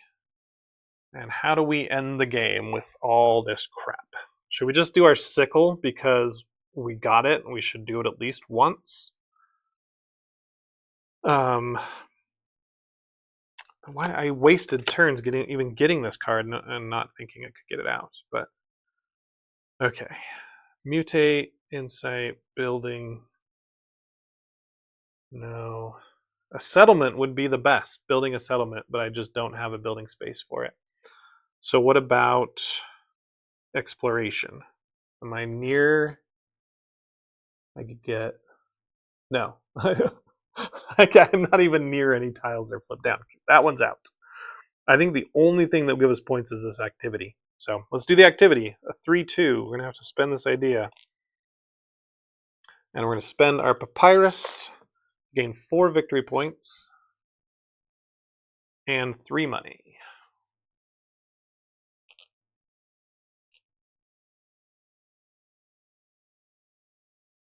Okay, and then we're going to do 2 activities. They have to be different, so then we have to do the base activity, which is spend one of those monies, and go up in a track. We will go up on... No track gives us a bonus, so it's just going to be yellow. Oh, that was so bad. Would migrate have been more points? Because it would have been 6 points there, 7, 8, 9, 10. It might have been. So I think we just got 7 by doing it, 8 by doing that. It was probably better to migrate. Oh well. That's the end of the game. Okay. Let's cycle down here. Anyone near the wolves? I am not. Anyone near the glaciers? I am. So I'll lay down this dude here. Cool. Anyone near the Mystic Oaks? I am not. Okay, that's the end for that. Feeding. I have 5 guys. So 5 food. Gone. Bought. It's going to... It doesn't need any provisions. It's maxed and everywhere it is. Okay. And it's everybody's fed. Everybody's fed. Cool. So scoring, I have 4 people standing up for 4 points. And I get 100 jet. Cool. This is probably one of my worst scoring games for sure. It's just the way they've set out, but we'll see. And then the bot has 1, 2, 3, 4, 5, 6 people standing up. Okay, that's feeding. We do the weather. The weather is getting colder, which means I can do an... Oh, I needed... Oh, shoot. I can do an activity or an income. And I can't do this activity because I don't have an extra papyrus or herb. So I have to do this one. Just spend a money. Okay, that's not horrible. Go up in a track, so I'll go up on yellow, which will give me 3 points. And then, yeah, okay, cool. Wasn't horrible. And then we go back to here. Now, each civilization gains 2 points. It isn't affected by the weather, so even though it happens to be in the mountain and forest, it gets no points for that. And I'm not in the mountain forest, I don't produce, so that's fine. So then we go down to scoring. For the orange track, 2 points each. I am at 8 for 16. 16 for 20. It is at 7 for 14, which is at 31. I'm technically first player for tiebreaker, I guess. I don't know. And then we do our income. My income is, does this help me at all? Standing up people, no. Standing up people does not matter. Bringing back resources, I could bring back a clay for 1 point. So either way, it's just a point. Because prosperity is 1. Drawing a card doesn't help. Taking achievement. So nope, I'm just going to claim all points for my income. So it's 1, 2, 3. I'm going to lose this game because not being able to play that orange card. That's probably what it's going to come down to, but that's okay. Then that was my income. So now statues. This might save me. We'll see. So my statues are worth 3 points each, and I have 1, 2, 3, 4, 5, 6, 7. If you came late, this was a bonus statue from a weather event, so I'm not breaking the rules. Anyway, I have 7 statues. Times 3 is 21 points. So that's 44. Okay, got a good lead. Let's hope it stays. And then we go into endgame scoring. So we'll move this marker over to here. And then we score the brown track, 1 point each. So he gets 2, I get 0. Score the green track, 1 point each. He gets 6, I get 2. Orange track, 1 point each. I get 8. He gets 7. Blue track, 1 point each. I get 2. He gets 1. That was his worst track. Purple is 2 points each. He gets 10. I get 8. Wow, we won this game. Amazing. Maybe. We'll see. Oh, first we do this. I have 4 features. I have 68. He has 9 still. Still 1 point each, so 66. Oh, it's close. It's close. Prosperity. He has 8 on his card. 74. And I look at mine. I have 1 for my money and 2 for my yellow resources for a total of 3. Okay, then population. We know that I have 5 people. It doesn't matter if they're laying down or not. So 5 times 3 is 15. 86. He has 6. Sorry, 18. So that's 92. And then territories. Now this is good. He didn't spread out as well, so that's good. He is in 1, 2, 3 territories for 9 points. He is now 201 is his final score, because he didn't score for console. I also have 3 territories for 9 points. And then we did console. So I did win this game, but we could have gotten a lot. 201 is actually kind of low for him on easy. Well, maybe it's average. Yeah, whatever. Okay, so let's score my console. How that works is we get 2 points for the first row, so that's going to be 8. 3 points for the second row. 1, 2, 3, 4, 5, 6. So that's 18 more, or 26 total. 4 points for the next row. So 26, 30, 34, 38. Is that right? 8 plus 1, 2, 3, 4, 5, 18 is 26. 30, 34, 38. Yep, 38. And then our final 2 in the row 4 are not worth anything because we didn't get our thing complete. So 38 points for my console. But then I also have this card gets me 1 point for every card in the column. So that's another 3 points, so 41 extra points. And that brings me to a grand total of 41. 236. Claims the victory. Wow. This one would have gotten so many more points. Then 3 for that. 14. It's a 17-point card. I did get, 9 the last turn, so maybe 8 points extra. Not a huge deal, but it was really frustrating. So, let's talk about this game. If you guys have hung out, thank you for watching the whole game. Make sure you subscribe to my channel, like the video, and help me grow. I want to put out a lot more videos this year, and we get more viewership. That always kind of encourages me to do that. Let's talk about Civolution. Why did I say Civolution? Civolution. I love this game. Every time I play it, I want to play it again. It's a very frustrating game because you have a plan, and then the game just... Let's zoom in a little bit. You can see my hands, I guess? I don't know. You have a plan, and the game will just go, nope, you're going that way. And then, or you have a plan and this plan, and they don't meet together, and so you have to decide what to do. So it can get very frustrating in that it's not always... You're not always able to make the plans that you want to happen. And that often comes from the dice you roll. You're like, I need to do this action. And no matter what combination of dice, ideas, focuses you have, you just can't. And yeah, I'm going to point you towards one tile, which is this one right here, the insight tile. If you go here, you're going to spend 2 dice. So whole action. and you're going to get 3 insights. Now that can set you up for a couple turns, but if you flip this to level 2, it gives you 6 ideas. Now that can help you for an entire era for sure, to let you do whatever you want.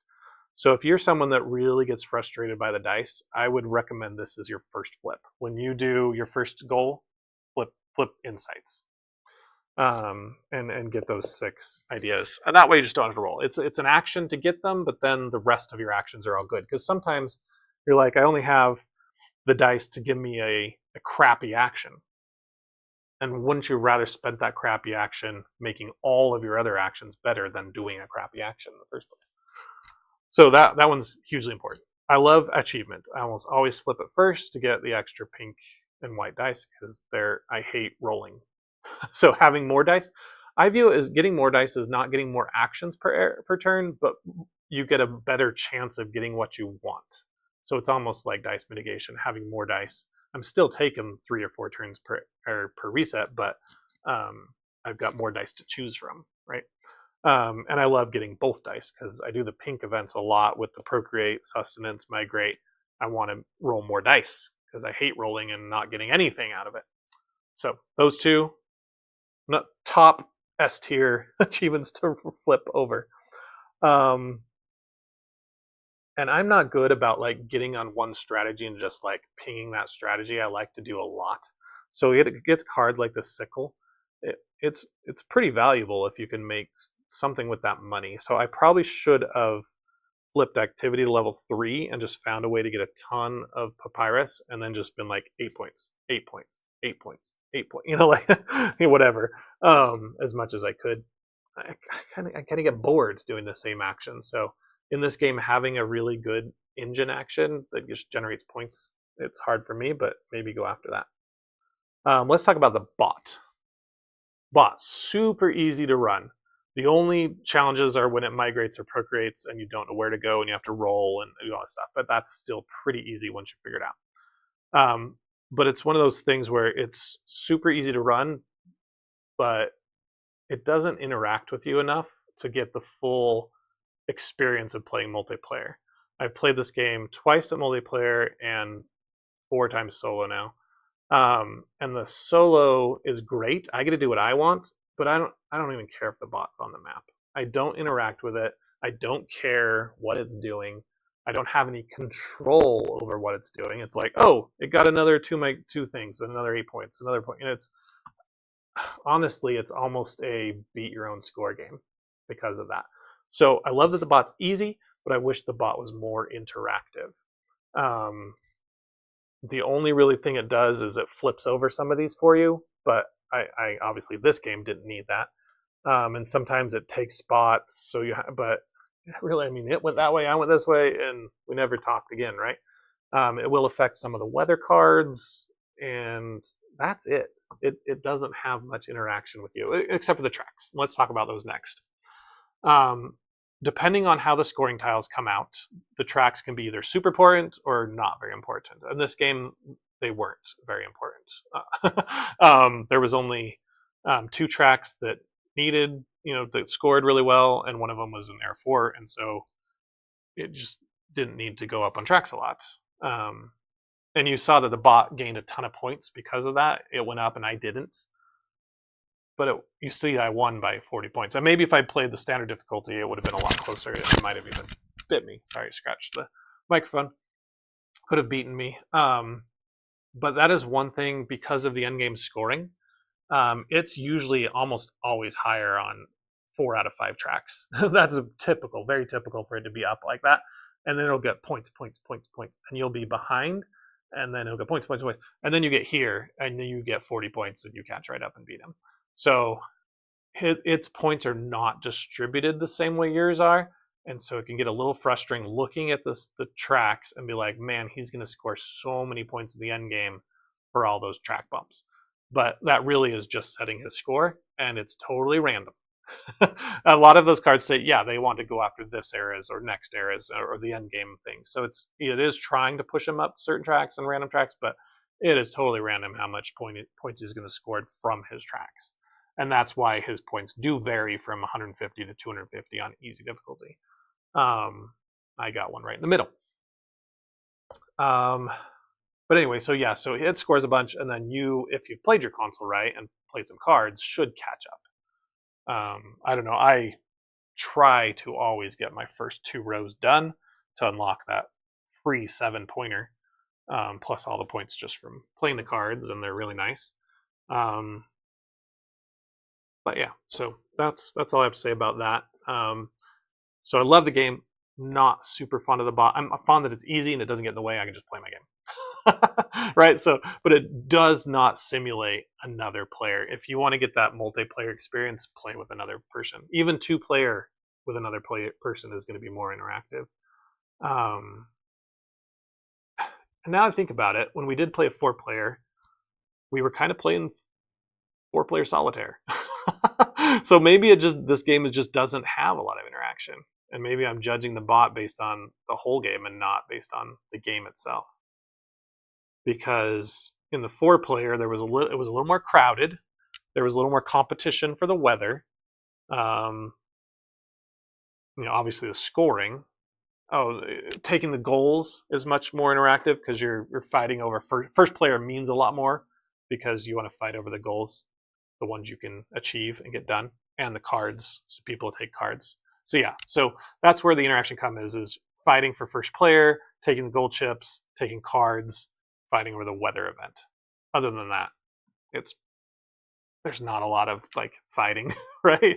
Like there's a few, like one of my friends had a card that when he was in a territory, he could just lay all my guys down and get points for it and whatever like that. And so there was some of that, but laying down people, it's just like 1 point, especially later in the game. But yeah, this game, statues won the game. I think I scored, let's see, 15, 10, maybe 50 points in statues alone. And it was really cool that the weather gave us a bonus one, because normally I would only be able to have 6. But yeah, statues of all things was the game winner there, and just having a ton of cards in my console. Cool. All right, guys.